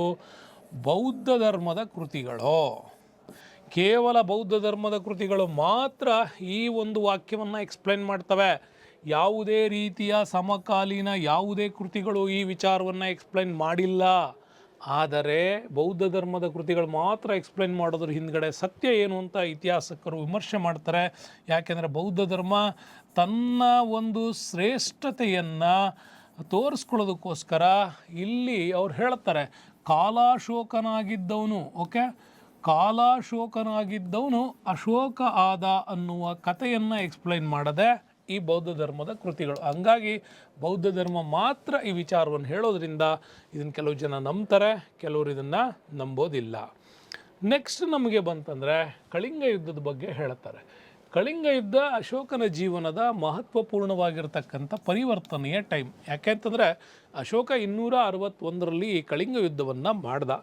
ಕಳಿಂಗ ಎಲ್ಲಿ ಬರುತ್ತೆ ಅಂತ ನಾವು ನೋಡೋದಾದರೆ, ನೆನ್ಪಿಟ್ಕೊಳ್ಳಿ, ಇವತ್ತಿನ ಒಡಿಸ್ಸಾ ಪ್ರಾಂತ್ಯ ಏನು ಬರ್ತಾವಲ್ಲ, ಇದು ಕಳಿಂಗ ಪ್ರಾಂತ್ಯ ಆಗಿತ್ತು. ಈ ಕಳಿಂಗ ಪ್ರಾಂತ್ಯವನ್ನು ಮೂಲತಃ ಆಳ್ತಿದ್ದವರು ಚೇದಿಗಳು ಆಳ್ತಾಯಿದ್ರು. ಬಟ್ ಈ ಸಂದರ್ಭದಲ್ಲಿ ಇಲ್ಲಿ ಯಾರಿದ್ರು ಅಂತಂದರೆ, ಇಲ್ಲಿ ಪುರವರ್ಗ ಆಡಳಿತ ಮಾಡ್ತಾಯಿತ್ತು. ಅದರಲ್ಲಿ ನಮಗೆ ಕೆಲವು ಇತಿಹಾಸಗಳು ಹೇಳೋದು ಶುದ್ಧ ಧರ್ಮ ಇಲ್ಲಿ ಅಧಿಕಾರವನ್ನು ಮಾಡ್ತಾ ಇದ್ದ ಅಂತ. ಆದರೆ ಅಲ್ಲೊಂದು ಪೌರಾಡಳಿತ ಇದನ್ನು ಆಡಳಿತವನ್ನು ನೋಡ್ಕೊಂಡು ಹೋಗ್ತಾ ಇತ್ತು, ಬಿಟ್ಟರೆ ವಂಶ ಪಾರಂಪರ್ಯವಾದ ರಾಜಪದ್ಧತಿ ಇರಲಿಲ್ಲ ಅಂತ ಕೂಡ ಹೇಳ್ತಾರೆ. ಇಂಥ ಕಳಿಂಗ ಇಲ್ಲಿ ಸುಭಿಕ್ಷವಾಗಿತ್ತು. ಈ ಕಡೆ ಚೀನಾ ಸಮುದ್ರದ ಮುಖಾಂತರವೂ ವ್ಯಾಪಾರ ಮತ್ತು ವಾಣಿಜ್ಯದಲ್ಲಿ ತುಂಬ ಪ್ರಗತಿ ಸಾಧಿಸಿ ದಕ್ಷಿಣ ಭಾರತದಲ್ಲಿ ಅತ್ಯಂತ ಶ್ರೀಮಂತ ನಾಡಾಗಿ ಕೂಡ ಇತ್ತು. ಇಂಥದ್ದನ್ನು ಗೆಲ್ಲೇಬೇಕು, ಅದರ ಮೇಲೆ ತನ್ನ ಸಾರ್ವಭೌಮತ್ವವನ್ನು ಸಾಧಿಸಬೇಕು ಅಂಥೇಳಿ ಅಶೋಕ ಪ್ರಯತ್ನ ಪಟ್ಟಿದ್ದ. ಇಂಥ ಪ್ರಯತ್ನದಲ್ಲಿ ಆತ ಶುದ್ಧ ಧರ್ಮನ ವಿರುದ್ಧ ಈ ಹೋರಾಟವನ್ನು ಮಾಡ್ತಾನೆ. ಆದರೆ ಈ ಹೋರಾಟ ಮಾಡಿದಂಥ ಭೀಕರ ಕದನದ ಎಕ್ಸ್ಪ್ಲನೇಷನ್ಸು, ಆ ನಂತರ ಈ ಕದನದಿಂದಾದ ಪರಿಣಾಮಗಳನ್ನು ಎಕ್ಸ್ಪ್ಲೇನ್ ಮಾಡುತ್ತೆ 13ನೇ ಶಿಲಾಶಾಸನ. ನೆನ್ಪಿಟ್ಕೊಳ್ಳಿ, ಎಕ್ಸಾಮಲ್ಲಿ ಬಹಳ ಟೈಮ್ ಬಂದಿರತಕ್ಕಂಥದ್ದು. ಸ್ಟಾರ್ ಹಾಕಿ ಹೇಳ್ತಾ ಇದ್ದೀನಿ, ತಲೆಯಲ್ಲಿ ಒಂದು ಸ್ಟಾರ್ ಇಟ್ಕೊಂಡು ನೆನ್ಪಿಟ್ಕೊಳ್ಳಿ. ಇದು ನಿಮ್ಮ ಜೀವನದ ಮೇಲೆ ಒಂದು ಸ್ಟಾರ್ ತರ್ಬೋದು. ಅಶೋಕನ 13ನೇ ಶಿಲಾಶಾಸನ ಕಳಿಂಗ ಯುದ್ಧದ ಬಗ್ಗೆ ಅದು ಎಕ್ಸ್ಪ್ಲೈನ್ ಮಾಡ್ತದೆ. ಕಳಿಂಗ ಯುದ್ಧದಿಂದಾದ ಪರಿಣಾಮಗಳನ್ನು ಕೂಡ ಅಲ್ಲಿ ಹೇಳ್ತದೆ. ಬೌದ್ಧ ಧರ್ಮದ ನೀತಿಗಳಿಗೆ ಹೇಗೆ ಪರಿವರ್ತನೆ ಆದ ಅನ್ನೋದನ್ನು ಎಕ್ಸ್ಪ್ಲೈನ್ ಮಾಡುತ್ತೆ ಅಂತ. ಹಂಗಾಗಿ ಕಳಿಂಗ ಯುದ್ಧದಲ್ಲಿ ಸುಮಾರು 1,00,000 ಜನರು ಪ್ರಾಣ ಕಳ್ಕೊಂಡ್ರು. 1.5 ಲಕ್ಷ ಸೈನಿಕರು ಒಂದು ಅಂಗವಿಕಲತೆಯಿಂದ ಜೊತೆಗೆ ಯುದ್ಧ ಕೈದಿಗಳಾಗಿ ಹೋಗಿದ್ರು ಅಂತ ಹೇಳ್ತಾರೆ. ಇಂಥ ರಕ್ತಪಾತವನ್ನು ಕಂಡ ಅಶೋಕ ಪರಿವರ್ತನೆಗೆ ಬಯಸಿದ್ದ. ಹಾಗೆ ಪರಿವರ್ತನೆಗೆ ಕಾರಣವಾಗಿದ್ದು ಉಪಗುಪ್ತನ ವಿಚಾರಗಳು ಅನ್ನೋದನ್ನು ಕೂಡ ಇಲ್ಲಿ ನಮಗೆ ಹೇಳ್ತಾರೆ. ಹಾಗಾಗಿ ಭವಿಷ್ಯದಲ್ಲಿ ಯುದ್ಧ ಮಾಡಬಾರ್ದು ಅಂಥೇಳಿ ತೀರ್ಮಾನ ಮಾಡ್ದ. ಇದರಿಂದ ಯುದ್ಧಗಳಿಂದ ಅಥವಾ ಸೈನಿಕ ವಿಜಯಗಳಿಂದ ಮಾಡುವ ಗೆಲುವಿಗಿಂತ ಧರ್ಮ ವಿಜಯವನ್ನು ಮಾಡಬೇಕು ಅಂಥೇಳಿ ಅಶೋಕ ಪ್ರಯತ್ನ ಪಟ್ಟ. ಅಂದರೆ ಸೈನಿಕ ವಿಜಯಕ್ಕಿಂತ ಶ್ರೇಷ್ಠವಾಗಿರೋದು ಜನರ ಹೃದಯವನ್ನು ಗೆಲ್ಲುವಂಥದ್ದಾಗಬೇಕು ಅಂತ. ಹೀಗಾಗಿ ಅವನು ತನ್ನ ಹೊಸ ಧಮ್ಮ ನೀತಿಯನ್ನು ಅಳವಡಿಸಿದ. ಧಮ್ಮ ನೀತಿಯಿಂದಾಗಿ ಆತ ಬೌದ್ಧ ಧರ್ಮಕ್ಕೆ ಮತಾಂತರಗೊಂಡ. ಹೀಗೆ ಬೌದ್ಧ ಧರ್ಮಕ್ಕೆ ಆತ ವರ್ಗಾವಣೆ ಆಗೋದಕ್ಕೆ ಕಾರಣವಾದಂಥ ಬಾಲಸನ್ಯಾಸಿಯಾಗಿದ್ದವನೇ ಉಪಗುಪ್ತ. ಉಪಗುಪ್ತನಿಂದಾಗಿಯೇ ಇವನು ಬೌದ್ಧ ಧರ್ಮವನ್ನು ಸ್ವೀಕಾರ ಮಾಡ್ತಾನೆ. ಬೌದ್ಧ ಧರ್ಮವನ್ನು ಸ್ವೀಕಾರ ಮಾಡಿ ತನ್ನ ಸಾಮ್ರಾಜ್ಯವನ್ನು ವಿಸ್ತಾರ ಮಾಡ್ದ. ಉತ್ತರದಲ್ಲಿ ನೆನ್ಪಿಟ್ಕೊಳ್ಳಿ, ಉತ್ತರದಲ್ಲಿ ನಮಗೆ ವೆರಿ ಇಂಪಾರ್ಟೆಂಟಾಗಿ ಬರ್ತಕ್ಕಂಥದ್ದು ಕಾಶ್ಮೀರ ಪ್ರಾಂತ್ಯದಿಂದ ತನ್ನ ರಾಜ್ಯವನ್ನು ವಿಸ್ತಾರ ಮಾಡ್ತಾನೆ. ಅಫ್ಘಾನಿಸ್ತಾನದವರೆಗೆ, ಕಾಶ್ಮೀರ, ಕಾಬೂಲು, ಅಫ್ಘಾನಿಸ್ತಾನದವರೆಗೂ ಕೂಡ ತನ್ನ ಸಾಮ್ರಾಜ್ಯವನ್ನು ವಿಸ್ತಾರ ಮಾಡಿದ್ದ. ಅಲ್ಲಿಂದ ದಕ್ಷಿಣದಲ್ಲಿ ನಮಗೆ ಇಂಪಾರ್ಟೆಂಟು ನೆನ್ಪಿಟ್ಕೊಳ್ಳಿ, ಬೀದರ್ನವರೆಗೂ ಕೂಡ ತನ್ನ ಸಾಮ್ರಾಜ್ಯವನ್ನು ವಿಸ್ತಾರ ಮಾಡಿದ್ದ. ಅದನ್ನು ಸುವರ್ಣಗಿರಿ ಪ್ರಾಂತ್ಯ ಅಂತ ಕರಿತಾ ಇದ್ರು. ಇನ್ನು ಬಂಗಾಳದಿಂದ ಪಶ್ಚಿಮಕ್ಕೆ ನೀವು ಬಂತಂದರೆ ಈ ಕಡೆ ಗಿರ್ನಾರ್ವರೆಗೂ ಕೂಡ, ಅಂದರೆ ಬಲೂಚಿಸ್ತಾನ್ ಸಿಂಧ್ವರೆಗೂ ಅಂತ ಬರುತ್ತೆ. ಇವತ್ತಿನ ಪಾಕಿಸ್ತಾನ ಭಾಗದಿಂದ ಸಿಂಧ್ ಬಲೂಚಿಸ್ತಾನ್ವರೆಗೂ ಕೂಡ ವಿಶಾಲವಾದ ಸಾಮ್ರಾಜ್ಯವನ್ನು ಈತ ಕಟ್ಟಿದ್ದ.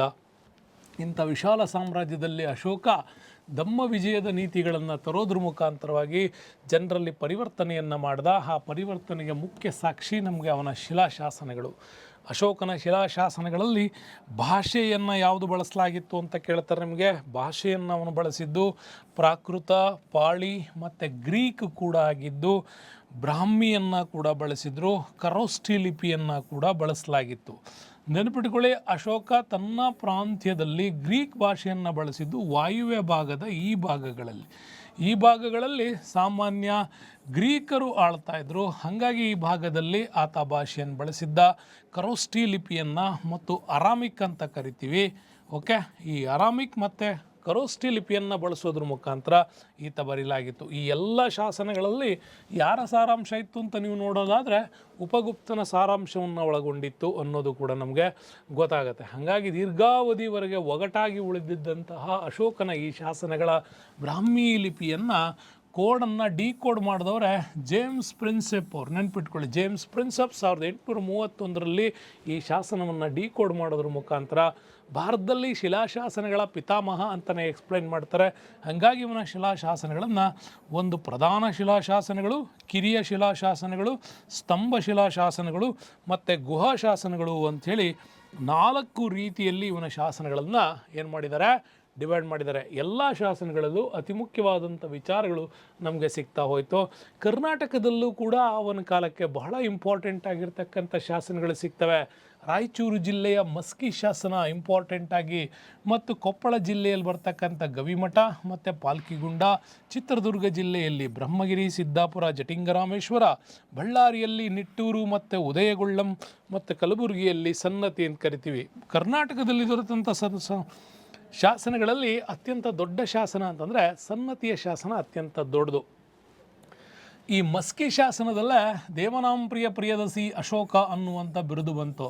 ಕರ್ನಾಟಕದಲ್ಲಿ ಅಶೋಕನ ಶಾಸನಗಳನ್ನು ಸಾರಾಂಶವನ್ನು ಬರೆಸಿದಂಥವನು ಆವಾಗಿನ ಕಾಲಕ್ಕೆ ಸನ್ಯಾಸಿ ಚಪಡ ಕೂಡ ಬರೆಸಿದ ಅಂತ ಹೇಳ್ತಾರೆ. ಇನ್ನು ಉಳಿದಂಥ ಎಲ್ಲದರಲ್ಲೂ ಕೂಡ ಅಶೋಕನ ಶುದ್ಧ ಧರ್ಮನ ಉಪಗುಪ್ತನ ವಿಚಾರಗಳನ್ನು ಅದರಲ್ಲಿ ಒಳಗೊಂಡಿತ್ತು ಅಂತ ಕೂಡ ಹೇಳ್ತಾರೆ.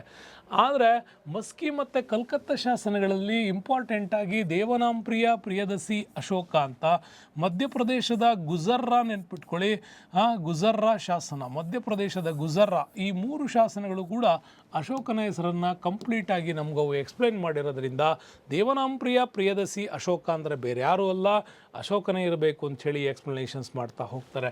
ಹೀಗೆ ಅಶೋಕನ ಶಿಲಾಶಾಸನಗಳಿಂದ ನಮಗೆ ಅವನ ಸಾಮ್ರಾಜ್ಯ, ಅವನ ವಿಚಾರ, ಸಮಕಾಲೀನ ವಿಚಾರಗಳು ಎಲ್ಲವೂ ಕೂಡ ಸಿಗ್ತವೆ. ನೆನ್ಪಿಟ್ಕೊಳ್ಳಿ, ಅವನ ಸಾಮ್ರಾಜ್ಯ ಕಾಶ್ಮೀರದಿಂದ ನಮಗೆ ಸ್ಟಾರ್ಟ್ ಆದರೆ, ಅವನ ಸಾಮ್ರಾಜ್ಯ ಕಾಶ್ಮೀರದಿಂದ ಸ್ಟಾರ್ಟ್ ಆದರೆ ಅಫ್ಘಾನಿಸ್ತಾನದವರೆಗೂ, ಗಿರ್ನಾರಿಂದ ಸ್ಟಾರ್ಟ್ ಆದರೆ ಈ ಕಡೆ ಸುವರ್ಣಗಿರಿವರೆಗೂ, ಮತ್ತು ಈ ಕಡೆ ಬಂಗಾಳದವರೆಗೂ ಇವನ ಸಾಮ್ರಾಜ್ಯ ವಿಸ್ತಾರ ಆಗಿತ್ತು. ಇಷ್ಟು ಬೃಹತ್ ಸಾಮ್ರಾಜ್ಯವನ್ನು ಆತ ಕಟ್ಟಿದ್ದು ಅಶೋಕ ಅಂತ ಕೂಡ ನಾವೇನು ಮಾಡ್ಬೋದು, ಎಕ್ಸ್ಪ್ಲನೇಷನ್ಸ್ ಮಾಡ್ಬೋದು.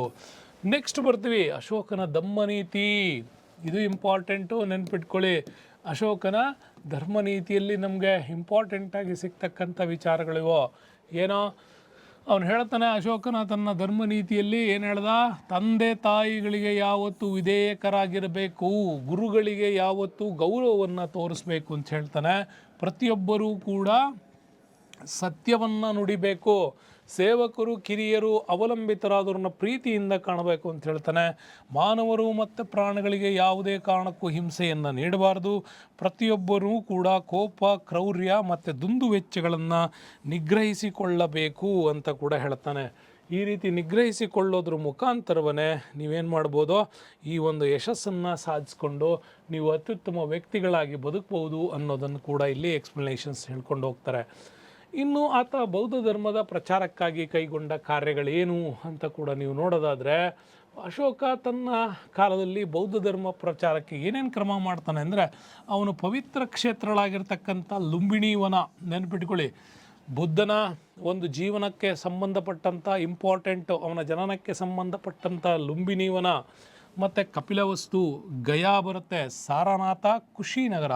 ನೋಡಿ, ಇವಿಷ್ಟು ಬುದ್ಧನ ಜೀವನದಲ್ಲಿ ಇಂಪಾರ್ಟೆಂಟು. ಹುಟ್ಟಿದ್ದು ಅವನ ಅಪ್ಪನ ಸಾಮ್ರಾಜ್ಯ ಗಯಾದಲ್ಲಿ, ಅವನಿಗೆ ಬುದ್ಧಗಯ ಏನು ನಾವು ಜ್ಞಾನೋದಯ ಸ್ಥಳ, ಸಾರನಾಥ ಮೊದಲ ಒಂದು ಅವನ ಬುದ್ಧನ ಪ್ರವಚನ ನೀಡಿದ್ದು, ಇನ್ನು ಕುಶಿನಾರ ಅವನು ಸತ್ತಿದ್ದು. ಇವುಗಳಲ್ಲಿ ಅವನೆಲ್ಲ ಸಂದರ್ಶನ ಮಾಡ್ತಾನೆ.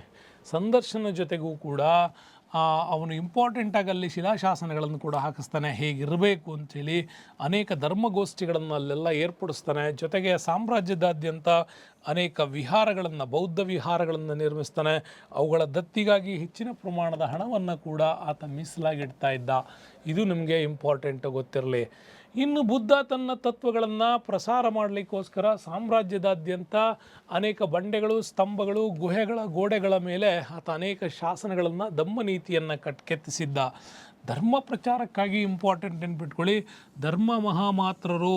ನೋಡಿ, ನೆನ್ಪಿಟ್ಕೊಳ್ಳಿ, ಇವರು ಆಡಳಿತವನ್ನು ಕೂಡ ಮೇಂಟೈನ್ ಮಾಡಬೇಕಾಗಿತ್ತು, ಪ್ಲಸ್ ಕಂದಾಯದ ನೀತಿಯನ್ನು ಕೂಡ, ಪ್ಲಸ್ ಧರ್ಮದ ನೀತಿಗಳನ್ನು ಕೂಡ ಇವರು ಫಾಲೋ ಮಾಡಬೇಕಾಗಿತ್ತು. ಅವಷ್ಟು ಕೆಲಸವನ್ನು ಧರ್ಮ ಮಹಾಮಾತ್ರರು ಮಾಡಬೇಕಾಗಿತ್ತು. ಹಾಗೆ ಜೊತೆಗೆ ಅವರಿಗೆ ಸಹಾಯಕ್ಕಾಗಿ ಯುಕ್ತರನ್ನು, ಕಂದಾಯಕ್ಕಾಗಿ ರಜ್ಜುಕರನ್ನು ಕೂಡ ನೇಮಕ ಮಾಡಿದ್ದ. ಅವರಿಗೆ ಅವರು ಸಹಾಯ ಮಾಡ್ತಾಯಿದ್ರು. ಮಹಿಳೆಯರ ರಕ್ಷಣೆಗಾಗಿಯೂ ಮತ್ತು ಧರ್ಮ ಜಾಗೃತಿಗಾಗಿಯೂ ಕೂಡ ಸ್ತ್ರೀ ಅಧ್ಯಕ್ಷ ಮಹಾಮಾತ್ರರು ಅನ್ನೋರನ್ನೂ ಕೂಡ ನೇಮಕ ಮಾಡಿದ್ದ ಅಂತ ಕೂಡ ಹೇಳುತ್ತೆ. ಹಾಗಾಗಿ ಇವನ ಧರ್ಮ ನೀತಿಯಲ್ಲಿ ವೆರಿ ಇಂಪಾರ್ಟೆಂಟಾಗಿ ಇಷ್ಟು ವಿಚಾರಗಳು ನಮಗೆ ಸಿಗ್ತವೆ. ಇನ್ನು ಬೌದ್ಧ ಭಿಕ್ಷುಗಳ ನಡುವಿನ ಒಂದು ಆಂತರಿಕ ಭಿನ್ನಾಭಿಪ್ರಾಯಗಳನ್ನು ಹೋಗಲಾಡಿಸೋದಕ್ಕೋಸ್ಕರ 250ರಲ್ಲಿ ಆತ ಪಾಟಲಿಪುತ್ರದಲ್ಲಿ 3ನೇ ಬೌದ್ಧ ಸಮ್ಮೇಳನವನ್ನು ಆತ ಸಂಘಟನೆ ಮಾಡಿದ್ದ. ಆವಾಗ ಮೊಗ್ಗಲಿಪುತಿಸ್ತ ಅಂತ ಬರ್ತಾನೆ. ಓಕೆ, ಮೊಗ್ಗಲಿಪುತಿತ್ಸ ಇವನನ್ನು ಅಧ್ಯಕ್ಷಗಿರಿಯಲ್ಲಿ ಅಶೋಕ 3ನೇ ಬೌದ್ಧ ಸಮ್ಮೇಳನವನ್ನು ಮಾಡ್ತಾನೆ. ಆ 3ನೇ ಬೌದ್ಧ ಸಮ್ಮೇಳನದಲ್ಲೂ ಕೂಡ ತ್ರಿಪೀಠಕದ 3ನೇ ಪೀಠಕ ಏನಿದೆ ಅಭಿಧಮ್ಮ ಪೀಠಕ, ಅದರ ಮೇಲೂ ಕೂಡ ಕೆಲವು ವಿಶ್ಲೇಷಣೆಗಳು ಕೂಡ ರೆಡಿ ಆಗುತ್ತೆ ಈ ಕಾಲದಲ್ಲಿ. ಇನ್ನು ಅಶೋಕ ಬೌದ್ಧ ಧರ್ಮವನ್ನು ಹರಡಲಿಕ್ಕೆ ಅಫ್ಘಾನಿಸ್ತಾನ, ಬರ್ಮಾ, ಶ್ರೀಲಂಕಾ, ಯುರೋಪ್ ಇವೆಲ್ಲ ನಿಯೋಗಗಳನ್ನು ಕೂಡ ಕಳಿಸಿದ್ದ. ಹಾಗಾಗಿ ನಮ್ಮಲ್ಲಿ ದಕ್ಷಿಣ ಭಾರತ, ಉತ್ತರ ಭಾರತ, ಪೂರ್ವ ಏಷ್ಯಾ ರಾಷ್ಟ್ರಗಳಿಗೂ ಕೂಡ ಈತ ಕಳಿಸಿದ್ದ. ಶಾಂತಿ ಸೂಚಕವಾಗಿ ಬೋಧಿ ಗಿಡವನ್ನು ತನ್ನ ಮಹೇಂದ್ರ ಮಗಳು ಮತ್ತು ಸಂಘಮಿತ್ರೆಯನ್ನು ಕೂಡ ಬೌದ್ಧ ಧರ್ಮದ ಪ್ರಚಾರಕ್ಕಾಗಿಯೂ ಕೂಡ ಕಳಿಸಿದ್ದ ಶ್ರೀಲಂಕಾಕ್ಕೆ. ಇನ್ನು ಅನೇಕ ರೀತಿಯಾಗಿರ್ತಕ್ಕಂಥ ಕಲ್ಯಾಣಕಾರಕ ಚಟುವಟಿಕೆಗಳನ್ನು ಕೂಡ ಮಾಡಿದ್ದಾನೆ. ವಿಶ್ರಾಂತಿ ಗೃಹಗಳನ್ನು ಕಟ್ಟಿಸಿದ್ದಾನೆ. ರಸ್ತೆಯ ಬದಿಗಳಲ್ಲಿ ಫಲ ನೀಡುವ ಮರಗಳನ್ನು ಕೂಡ ನೆಟ್ಟಿದ್ದ. ಇನ್ನು ಮಾನವ ಮತ್ತು ಪ್ರಾಣಿಗಳಿಗೆ ಆಸ್ಪತ್ರೆಗಳನ್ನು ನಿರ್ಮಾಣ ಮಾಡೋದು, ಶಾಲೆಗಳನ್ನು ಸ್ಥಾಪಿಸೋದು, ಇನ್ನು ಬಡ ಜನರು ಮತ್ತು ದೈಹಿಕವಾಗಿ ಅಶಕ್ತರಾದವರಿಗೆ ಊಟದ ವ್ಯವಸ್ಥೆ, ಎಲ್ಲ ರೀತಿಯಲ್ಲೂ ಪ್ರಜೆಗಳಿಗೆ ಇವನೊಬ್ಬ ತಂದೆಯಂತೆ ಅವರನ್ನು ಸಂರಕ್ಷಣೆ ಮಾಡೋದು ಅವನ ಗುರಿಯಾಗಿತ್ತು ಅಂತ ಕೂಡ ಹೇಳಲಾಗತ್ತೆ. ಏನೇ ಆದರೂ ಕೂಡ ಅಶೋಕನ ಧಮ್ಮ ನೀತಿ ಭಾಳಷ್ಟು ಇದ್ರ ಬಗ್ಗೆ ಹೇಳಿಕೆಗಳು ಬರ್ತವೆ. ಅದರಲ್ಲೂ ಇಂಪಾರ್ಟೆಂಟು H.G. ವೆಲ್ಸ್ ಅವರ ಹೇಳಿಕೆ. ನೆನಪಿಟ್ಕೊಳ್ಳಿ, ಎಕ್ಸಾಮ್ಸ್ ದೃಷ್ಟಿಯಿಂದ ಬುಕ್ಕಲ್ಲಿ ಕೊಟ್ಟಿರೋದ್ರಿಂದ ಇಂಪಾರ್ಟೆಂಟ್ ಆಗುತ್ತೆ. H.G. ವೆಲ್ಸ್ ಹೇಳ್ತಾರೆ, ಏನಂತ ಹೇಳ್ತಾರೆ, 16,000 ರಾಜ ಮಹಾರಾಜ ಸಾಮ್ರಾಟರ ಹೆಸರುಗಳನ್ನು ತುಂಬಿರುವ ಈ ಇತಿಹಾಸವೆಂಬ ದಿಗಂತದಲ್ಲಿ ಅಶೋಕನೊಬ್ಬನೇ ಧ್ರುವತಾರೆಯಂತೆ ಜಾಜಲ್ಯಮಾನವಾಗಿ ಪ್ರಕಾಶಿಸಲಿಕ್ಕೆ ಸಾಧ್ಯ ಅಂಥೇಳಿ H.G. ವೆಲ್ಸ್ ಅವರ ಈ ಸ್ಟೇಟ್ಮೆಂಟು ಇಂಪಾರ್ಟೆಂಟ್ ಆಗತ್ತೆ. ಇನ್ನು ಮೌರ್ಯರ ಆಡಳಿತಕ್ಕೆ ಬರೋಣ. ಮೌರ್ಯರು ಬಹಳ ಅದ್ಭುತವಾದಂತಹ ಆಡಳಿತವನ್ನು ಸೆಟ್ ಮಾಡ್ತಾರೆ. ಕೇಂದ್ರೀಕೃತವಾಗಿರ್ತಕ್ಕಂಥ ಕೇಂದ್ರ ಸರ್ಕಾರದ ಪದ್ಧತಿ, ರಾಜನೇ ಇಲ್ಲಿ ಮುಖ್ಯಸ್ಥನಾಗಿದ್ದರೂ ಕೂಡ ಧರ್ಮ ಪ್ರಚಾರಕ ಮತ್ತು ಪ್ರಜಾಪ್ರಭುತ್ವ ಮಾದರಿಯ ಆಡಳಿತದ ಕೆಲವು ವಿಶೇಷತೆಗಳು ಇವನ ಕಾಲದಲ್ಲಿತ್ತು ಅಂತ ಹೇಳ್ತಾನೆ. ರಾಜ ಶಾಸಕಾಂಗ, ಕಾರ್ಯಾಂಗ, ನ್ಯಾಯಾಂಗ, ಸೈನ್ಯಾಧಿಕಾರದ ಮೂಲವಾಗಿಯೂ ಕೂಡ ಇಲ್ಲಿ ಆತ ಅಧಿಕಾರವನ್ನು ಮಾಡ್ಕೊಂಡು ಹೋಗಿದ್ದಾನೆ. ಮತ್ತು ಜನರು ಧರ್ಮ ಮತ್ತು ಪರಿಮಿತಿಗೊಳಪಟ್ಟಂಥ ರೀತಿಯಲ್ಲೇ ಇರಬೇಕಾಗಿತ್ತು. ಧಾರ್ಮಿಕ ವಿಚಾರಗಳು ಮತ್ತು ಧರ್ಮದ ರೀತಿಯಲ್ಲೂ ಕೂಡ ನಡ್ಕೊಳ್ಳೋದಕ್ಕೆ, ಅವರ ಯೋಗಕ್ಷೇಮವನ್ನು ವಿಚಾರಿಸೋದು ಕೂಡ ರಾಜನ ಪ್ರಮುಖ ಕರ್ತವ್ಯ ಕೂಡ ಆಗಿತ್ತು ಅಂತ ಇಲ್ಲಿ ಹೇಳಲಾಗತ್ತೆ. ಇನ್ನು ಇವ್ರ ಕಾಲದಲ್ಲಿದ್ದಂಥ ಮಂತ್ರಿ ಪರಿಷತ್ ಬಗ್ಗೆ ತುಂಬಾ ಹೇಳ್ತಾರೆ. ಯಾಕೆಂದರೆ ಚಾಣಕ್ಯನ ಆಡಳಿತದ ಮೇಲೆ ನಡೆದಿತ್ತಿದೋ ಮಂತ್ರಿ ಪರಿಷತ್ತು. ಹಾಗಾಗಿ ರಾಜನಿಗೆ ಆಡಳಿತದಲ್ಲಿ ಸಹಾಯ ಮಾಡಲಿಕ್ಕೆ ಮಂತ್ರಿ ಪರಿಷತ್ ಕೂಡ ಅಂತ ಕರಿತಾ ಇದ್ರು. ಜೊತೆಗೊಂದು ಸಲಹಾ ಸಮಿತಿ ಕೂಡ ಕೆಲಸ ಮಾಡ್ತಾ ಇತ್ತು. ಇದರ ಅರ್ಹತೆ ಮತ್ತು ಸಾಮರ್ಥ್ಯವನ್ನು ಪರಿಗಣಿಸಿನೇ ರಾಜ ಮಂತ್ರಿಗಳನ್ನು ನೇಮಕ ಮಾಡ್ತಾ ಇದ್ದ. ಮಂತ್ರಿಗಳ ಸಂಖ್ಯೆ ನೆನ್ಪಿಟ್ಕೊಳ್ಳಿ, 4ರಿಂದ 12 ಒಂದು ಮಂತ್ರಿಮಂಡಲ ವ್ಯವಸ್ಥೆಯ ಸಂಖ್ಯೆ ಇಡ್ತಾ ಇತ್ತು. ಪ್ರತಿಯೊಬ್ಬ ಮಂತ್ರಿಯು ಒಂದು ಅಥವಾ ಒಂದಕ್ಕಿಂತ ಹೆಚ್ಚು ಇಲಾಖೆಗಳನ್ನು, ಅದರ ಉಸ್ತುವಾರಿಯನ್ನು ನೋಡ್ಕೊಳ್ತಾ ಇದ್ರು. ಮಂತ್ರಿ ಪರಿಷತ್ನಲ್ಲಿ ಎಲ್ಲ ವಿಷಯಗಳನ್ನು ಪರಿಗಣಿಸ್ಬಿಟ್ಟು ಚರ್ಚೆಯನ್ನು ಮಾಡ್ತಾಯಿದ್ರು. ಮಂತ್ರಿ ಪರಿಷತ್ತಿನ ಸಲಹೆಯನ್ನು ರಾಜ ಕೆಲವೊಮ್ಮೆ ಪಾಲಿಸ್ಬೋದು, ಇಲ್ಲ ಉಪೇಕ್ಷಿಸಿ ತಾನೇ ನೇರವಾಗಿ ಆಡಳಿತವನ್ನು ಬದಲಾವಣೆ ತರುವಂಥ ಅವಕಾಶ ಕೂಡ ಇದರಲ್ಲಿತ್ತು. ಇನ್ನು ಸೆಕ್ರೆಟರಿಯೇಟ್ ಹೇಗಿತ್ತು ಮೌರ್ಯರ ಕಾಲದಲ್ಲಿ? ಯಾಕೆಂದರೆ ಇದನ್ನೆಲ್ಲ ಕೌಟಿಲ್ಯ ಹಾಕ್ಕೊಟ್ಟಂಥ ಒಂದು ಬೇಸಿಕ್ ಇದು. ಇಲ್ಲಿ ಸಚಿವಾಲಯದಲ್ಲಿ ನೋಡ್ಕೊಳ್ಳಿ, ಕೇಂದ್ರ ಸರ್ಕಾರದ ಆಡಳಿತದ 30 ಇಲಾಖೆಗಳನ್ನಾಗಿ ವಿಭಾಗ ಮಾಡಿದ್ದಾನೆ. 30 ಇಲಾಖೆಗಳು, ಪ್ರತಿಯೊಂದು ಇಲಾಖೆಗೂ ಕೂಡ ಒಬ್ಬೊಬ್ಬ CEO ನೋಡಿ, CEO ಚೀಫ್ ಎಕ್ಸಿಕ್ಯೂಟಿವ್ ಆಫೀಸರ್ಸ್ಗಳನ್ನು ನೇಮಕ ಮಾಡಿರೋದು, ಮೇಲ್ವಿಚಾರಕರು ನೇಮಕ ಮಾಡ್ಯಾನೆ. ಅದರಲ್ಲೂ ನೀರಾವರಿ, ಮಾರುಕಟ್ಟೆ, ಶಿಕ್ಷಣ, ಬರ ಪರಿಹಾರ ಇತ್ಯಾದಿ ರಾಜ್ಯದ ಕಾರ್ಯಗಳನ್ನು ನಿರ್ವಹಿಸೋದಕ್ಕೆ ಇವರ ಸಚಿವಾಲಯ ತುಂಬ ಅದ್ಭುತವಾದ ಕೆಲಸಗಳನ್ನು ಇಲ್ಲಿ ಮಾಡ್ತಾ ಬಂದಿದೆ. ಇನ್ನು ನ್ಯಾಯಾಂಗ ಆಡಳಿತದ ವಿಚಾರದಲ್ಲೂ ಕೂಡ ನೀವು ನೋಡಿ, ಮೌರ್ಯ ಸಾಮ್ರಾಜ್ಯದಲ್ಲಿ ರಾಜನ ಒಂದು ವಿಚಾರಗಳಿಗೆ ಮೇಲ್ಮನವಿಯೇ ಅತ್ಯುಚ್ಚ ನ್ಯಾಯಾಲಯವಾಗಿ ಕೆಲಸ ಮಾಡ್ತಾ ಇತ್ತು. ಮೌರ್ಯ ಸಾಮ್ರಾಜ್ಯದಲ್ಲಿ ನಾಗರಿಕ ಮೊಕದ್ದಮೆಗಳಿಗೂ ಮತ್ತು ಏನಂತ ಕರಿತಾ ಇದ್ರು ಅಂತಂದ್ರೆ ಧರ್ಮಸ್ಥೇಯ ಅಂತ ಒಂದು ಶಾಸನಗಳು, ಅವು ನಾಗರಿಕಕ್ಕೆ. ಅಪರಾಧಿ ಮೊಕದ್ದಮೆಗಳಿಗೆ ಸಂಬಂಧಪಟ್ಟಂತಾದರೆ ಕಂಟಕ ಶೋಧನ ಅಂತ ಕೂಡ ಕರೀತಾ ಇದ್ರು. ನೆನಪಿಟ್ಕೊಳ್ಳಿ, ಅಶೋಕನ ಅಥವಾ ಮೌರ್ಯ ಸಾಮ್ರಾಜ್ಯದಲ್ಲಿ ಸಿವಿಲ್ ಕೇಸ್ಗಳಾದರೆ ಅದನ್ನು ಧರ್ಮಸ್ಥೇಯಗಳ ಆಧಾರದ ಮೇಲೆ, ಇನ್ನು ಕ್ರಿಮಿನಲ್ ಕೇಸ್ಗಳಾದರೆ ಕಂಟಕ ಶೋಧನ ಅನ್ನುವಂತಹ ಒಂದು ವಿಚಾರಗಳ ಮೇಲೆ ಅದನ್ನೇನು ಮಾಡ್ತಾಯಿದ್ರು, ಡಿಸ್ಕಷನ್ಸ್ ಮಾಡ್ತಾಯಿದ್ರು ಮತ್ತು ತೀರ್ಮಾನವನ್ನು ಕೊಡ್ತಾಯಿದ್ರು. ಈ ನ್ಯಾಯಾಲಯಗಳು ಎಲ್ಲ ಪಟ್ಟಣ ಮತ್ತು ನಗರಗಳಲ್ಲೂ ಕೂಡ ಅವುಗಳನ್ನು ಮಾಡಲಾಗಿತ್ತು. ಗ್ರಾಮ ಸಮಿತಿಗಳಿತ್ತು, ಗ್ರಾಮಗಳಲ್ಲಿ ಅವರು ಗ್ರಾಮದ ಮುಖ್ಯಸ್ಥರು ಕೂಡ ಏನು ಮಾಡ್ತಾಯಿದ್ರು, ಅವುಗಳಿಗೆ ನ್ಯಾಯ ನಿರ್ಣಯವನ್ನು ಮಾಡ್ತಕ್ಕಂಥ ಜವಾಬ್ದಾರಿಯನ್ನು ಕೊಡ್ತಾಯಿದ್ರು. ಆದಷ್ಟು ಸಮಸ್ಯೆಗಳನ್ನು ಗ್ರಾಮ ಮಟ್ಟದಲ್ಲೇ ಪರಿಹಾರ ಮಾಡ್ಕೊಳ್ಳೋದಕ್ಕೆ ಅವಕಾಶ ಇತ್ತು, ಮೇಲ್ಮನವಿಯೂ ಕೂಡ ಅವಕಾಶ ಇತ್ತು. ಜೊತೆಗೆ ನೋಡಿ, ಶಿಕ್ಷೆಗಳಿದಾವಲ್ಲ, ತುಂಬ ಕಠಿಣವಾದಂಥ ಶಿಕ್ಷೆಗಳನ್ನು ಕೊಡಲಾಗ್ತಾ ಇತ್ತು ನೋಡಿ. ತಲೆ ಹಾಗೂ ಕೈಕಾಲು ಕತ್ತರಿಸುವಂತಹ ಕಠಿಣವಾದ ಶಿಕ್ಷೆಗಳು ಕೂಡ ಇತ್ತು ಅಂತ ಇವನೊಬ್ಬ ಹೇಳಿದಾನೆ. ಮೆಗಸ್ತಾನಿಸ್ ಇಂಡಿಕಾ ಕೃತಿಯಲ್ಲಿ ಅದರ ಉಲ್ಲೇಖ ಇದೆ ಅಂತ ಕೂಡ ಹೇಳಲಾಗತ್ತೆ. ಓಕೆ, ಇನ್ನು ಇವರ ಕಂದಾಯದ ಆಡಳಿತದ ವಿಚಾರಕ್ಕೆ ಬಂದರೆ, ಅಶೋಕನ ಕಾಲದಲ್ಲಿ ಕಂದಾಯದ ಆಡಳಿತ ಅಂದರೆ ಮೌರ್ಯರ ಕಾಲದಲ್ಲಿ ಭೂ ಕಂದಾಯ ತುಂಬ ಉತ್ತಮವಾಗಿತ್ತು. ಉತ್ಪನ್ನದ 1/6 ಭಾಗ ಅಂದರೆ ಒಂದು ಉತ್ಪನ್ನದ 1/6 ಭಾಗದಷ್ಟು ಮಾತ್ರ ಕಂದಾಯವನ್ನು ಏನು ಮಾಡ್ತಾಯಿದ್ರು, ತೆಗೆದುಕೊಳ್ತಾ ಇದ್ರು. ಅಂದರೆ 10 ಚೀಲ ಆಗಿದೆ ಅಂದರೆ ಅದರಲ್ಲಿ 1/6 ಭಾಗವನ್ನು ಡಿವೈಡ್ ಮಾಡ್ತಾಯಿದ್ರು. ಅಂದರೆ 6 ಚೀಲ ಆಗಿದೆ ಅಂದರೆ 1 ಚೀಲವನ್ನು ಕೊಡ್ತಕ್ಕಂಥ. 10 ಚೀಲ ಬೇಡ, ಈಸಿ ಲೆಕ್ಕ ಗೊತ್ತಾಗಬೇಕಲ್ಲ. 6 ಚೀಲ ಬಂದಿದೆ ಅಂದರೆ ಅಲ್ಲಿ 1 ಚೀಲ ತೆರಿಗೆ ರೂಪದಲ್ಲಿ ರಾಜನಿಗೆ ಸಲ್ಲಿಸಬೇಕಾಗ್ತಾ ಇತ್ತು. ಈ ರೀತಿಯಲ್ಲಿ ಸರಳವಾದಂಥ ತೆರಿಗೆ ಪದ್ಧತಿ ಇತ್ತು. ತೆರಿಗೆಯನ್ನು ನೀವು ಹಣದ ರೂಪದಲ್ಲಾದರೂ ಕೊಡ್ಬೋದು ಅಥವಾ ವಸ್ತುಗಳ ರೂಪದಲ್ಲಾದರೂ ಕೊಡ್ಬೋದು ಅಂತ ಕೇಳಿ ಆತ ಹೇಳ್ತಾ ಇದ್ದ. ಆದರೆ ವೃತ್ತಿಗಳು, ಮನೆಗಳು, ಸಾಕು ಪ್ರಾಣಿಗಳು, ಅರಣ್ಯೋತ್ಪನ್ನಗಳು, ಅವುಗಳ ಮೇಲಿನ ತೆರಿಗೆ, ಮಾರಾಟ ತೆರಿಗೆ ಇತ್ಯಾದಿ ತೆರಿಗೆಗಳನ್ನು ಹಾಕೋದ್ರ ಮುಖಾಂತರ ಅತ್ಯುತ್ತಮ ತೆರಿಗೆ ನೀತಿಯನ್ನು ಈತ ಅಳವಡಿಸಿದ್ದ. ಇನ್ನು ಪ್ರಾಂತೀಯ ಸರ್ಕಾರದ ವಿಚಾರಕ್ಕೆ ಬಂದರೆ, ಮೌರ್ಯ ಸಾಮ್ರಾಜ್ಯದಲ್ಲಿ 5 ಪ್ರಾಂತ್ಯಗಳಿತ್ತು. ನಾನು ನಿಮ್ಗೆ ಹೇಳಿದ್ನಲ್ಲ, 5 ಪ್ರಾಂತ್ಯಗಳು ನೋಡಿ. ಮೊದಲನೇದಾಗಿ ಅವನ ರಾಜಧಾನಿಗಳಾಗಿ ಗಿರ್ನಾರ್ ಪ್ರಾಂತ್ಯ ಇತ್ತು, ಗುಜರಾತ್ ಭಾಗ ಆಯಿತು. ಓಕೆ, ಯಾವ ಭಾಗ? ಗುಜರಾತ್ ಭಾಗ. ಇನ್ನು ತಕ್ಷಶಿಲಾ ಪ್ರಾಂತ್ಯ, ಇದು ಅಫ್ಘಾನಿಸ್ತಾನ್. ಓಕೆ, ಅಫ್ಘಾನಿಸ್ತಾನ್ ಭಾಗ. ಇನ್ನು ಉಜ್ಜಯಿನಿ ಭಾಗ, ಇದು ಕೂಡ ಅಷ್ಟೇ ಮಧ್ಯಪ್ರದೇಶ, MP ಮಧ್ಯಪ್ರದೇಶ ಭಾಗ. ಇನ್ನು ತೋಸಾಲಿ ಅಂತ ಬರುತ್ತಾ, ಇದು ಒಡಿಸ್ಸಾ. ಓಕೆ, ಇನ್ನು ಸುವರ್ಣಗಿರಿ, ಇದು ಕರ್ನಾಟಕ. ಇದು ಕರ್ನಾಟಕ ಪ್ರಾಂತ್ಯ. ಈ ರೀತಿ 5 ಪ್ರಾಂತ್ಯಗಳಿತ್ತು. ಗಿರ್ನಾರ್ ನೋಡಿ, ಈ ಕಡೆ ನಮಗೆ ಈ ಗುಜರಾತ್ ಭಾಗ ಬಂದರೆ ಗಿರ್ನಾರು, ದಕ್ಷಿಣದಲ್ಲಿ ಸುವರ್ಣಗಿರಿ, ಇಲ್ಲಿ ಬಂದರೆ ತೋಸಾಲಿ, ಮಧ್ಯದಲ್ಲಿ ಉಜ್ಜಯಿನಿ, ಮತ್ತು ಈ ಕಡೆ ಅವನ ಪಾಟಲಿಪುತ್ರ ಪ್ರಮುಖದ್ದು. ಇನ್ನು ಅಫ್ಘಾನಿಸ್ತಾನದ ಭಾಗ ಯಾವುದು? ತಕ್ಷಶಿಲ. ಇಷ್ಟನ್ನು ಆತ ಪ್ರಮುಖವಾಗಿ 5 ಪ್ರಾಂತ್ಯಗಳನ್ನು ಮಾಡಲಾಗಿತ್ತು. ಇನ್ನು ಪ್ರತಿಯೊಂದು ಪ್ರಾಂತ್ಯವೂ ಕೂಡ ರಾಜಮನೆತನಕ್ಕೆ ಮತ್ತು ಅವ್ರಿಗೆ ಸೇರಿದಂಥ ಸಂಬಂಧಿಕರನ್ನ ಇಲ್ಲಿ ನೇಮಕ ಮಾಡ್ತಾಯಿದ್ರು. ಹಾಗೆ ಮಾಡೋದ್ರ ಮುಖಾಂತರವೂ ಕೂಡ ರಾಜ್ಕುಮಾರರ ನೇಮಕ ಮಾಡೋದಕ್ಕೋಸ್ಕರ, ಮುಂದಿನ ಅವರಿಗೆ ತರಬೇತಿ ಕೊಡೋದಕ್ಕೋಸ್ಕರ ಅಧಿಕಾರ ಕೊಡ್ತಾರೆ. ಜೊತೆಗೆ ಅಲ್ಲಲ್ಲಿ ಇಲ್ಲದೇ ಇರೋ ಕಡೆ ಸ್ವತಃ ರಾಜ್ಯಪಾಲರನ್ನ ಅರ್ಹತೆ ಆಧಾರದ ಮೇಲೆ ನೇಮಕವನ್ನು ಮಾಡ್ತಾಯಿದ್ರು. ಇನ್ನು ಪ್ರಾಂತ್ಯಗಳನ್ನು ಪುನಃ ಫರ್ದರ್ ಡಿವೈಡ್ ಆಗಿ ಜಿಲ್ಲೆಗಳನ್ನಾಗಿ ಅವುಗಳನ್ನು ಸ್ಥಾನಿಕರಿಂದ ಆಡಳಿತ ಮಾಡೋದಕ್ಕೆ ಬಿಡ್ತಾಯಿದ್ರು. ಗ್ರಾಮಗಳನ್ನು ಗ್ರಾಮಿಕ ನೋಡ್ಕೊಳ್ತಾ ಇದ್ದ ಮುಖ್ಯಸ್ಥನಾಗಿ. 10 ಹಳ್ಳಿಗಳನ್ನು ಸೇರಿಸ್ಬಿಟ್ಟು ಒಂದು ನಮಗೆ ಮೊದಲಿಂದ ಕೂಡ ವೇದಿಕ್ ಕಾಲದಿಂದಲೂ ಅಧಿಕಾರದಲ್ಲಿದ್ದ ಗೋಪ ಪದ್ಧತಿ ಕೂಡ ಇತ್ತು. 10 ಹಳ್ಳಿಗಳಿಗೆ ಒಬ್ಬ ಮುಖಂಡ, ಅದರ ಕೇಂದ್ರ. ಈಗ ಹೆಂಗೆ ಹೋಬಳಿ ಮಾಡಿದಾರಲ್ಲ ಆವಾಗ ಹಂಗಿರ್ತಾ ಇತ್ತು. ಇದರಲ್ಲಿ ಕೇಂದ್ರ ಮತ್ತು ಪ್ರಾಂತ್ಯದ ಎಲ್ಲ ಧರ್ಮಾಧಿಕಾರಿಗಳು ಕೂಡ ಸೇರ್ಕೊಳ್ತಾ ಇದ್ರು. ಧರ್ಮ ಮಹಾಮಾತ್ರರನ್ನು ಕೂಡ ಆತ ನೇಮಕ ಮಾಡ್ತಾ ಇದ್ದ.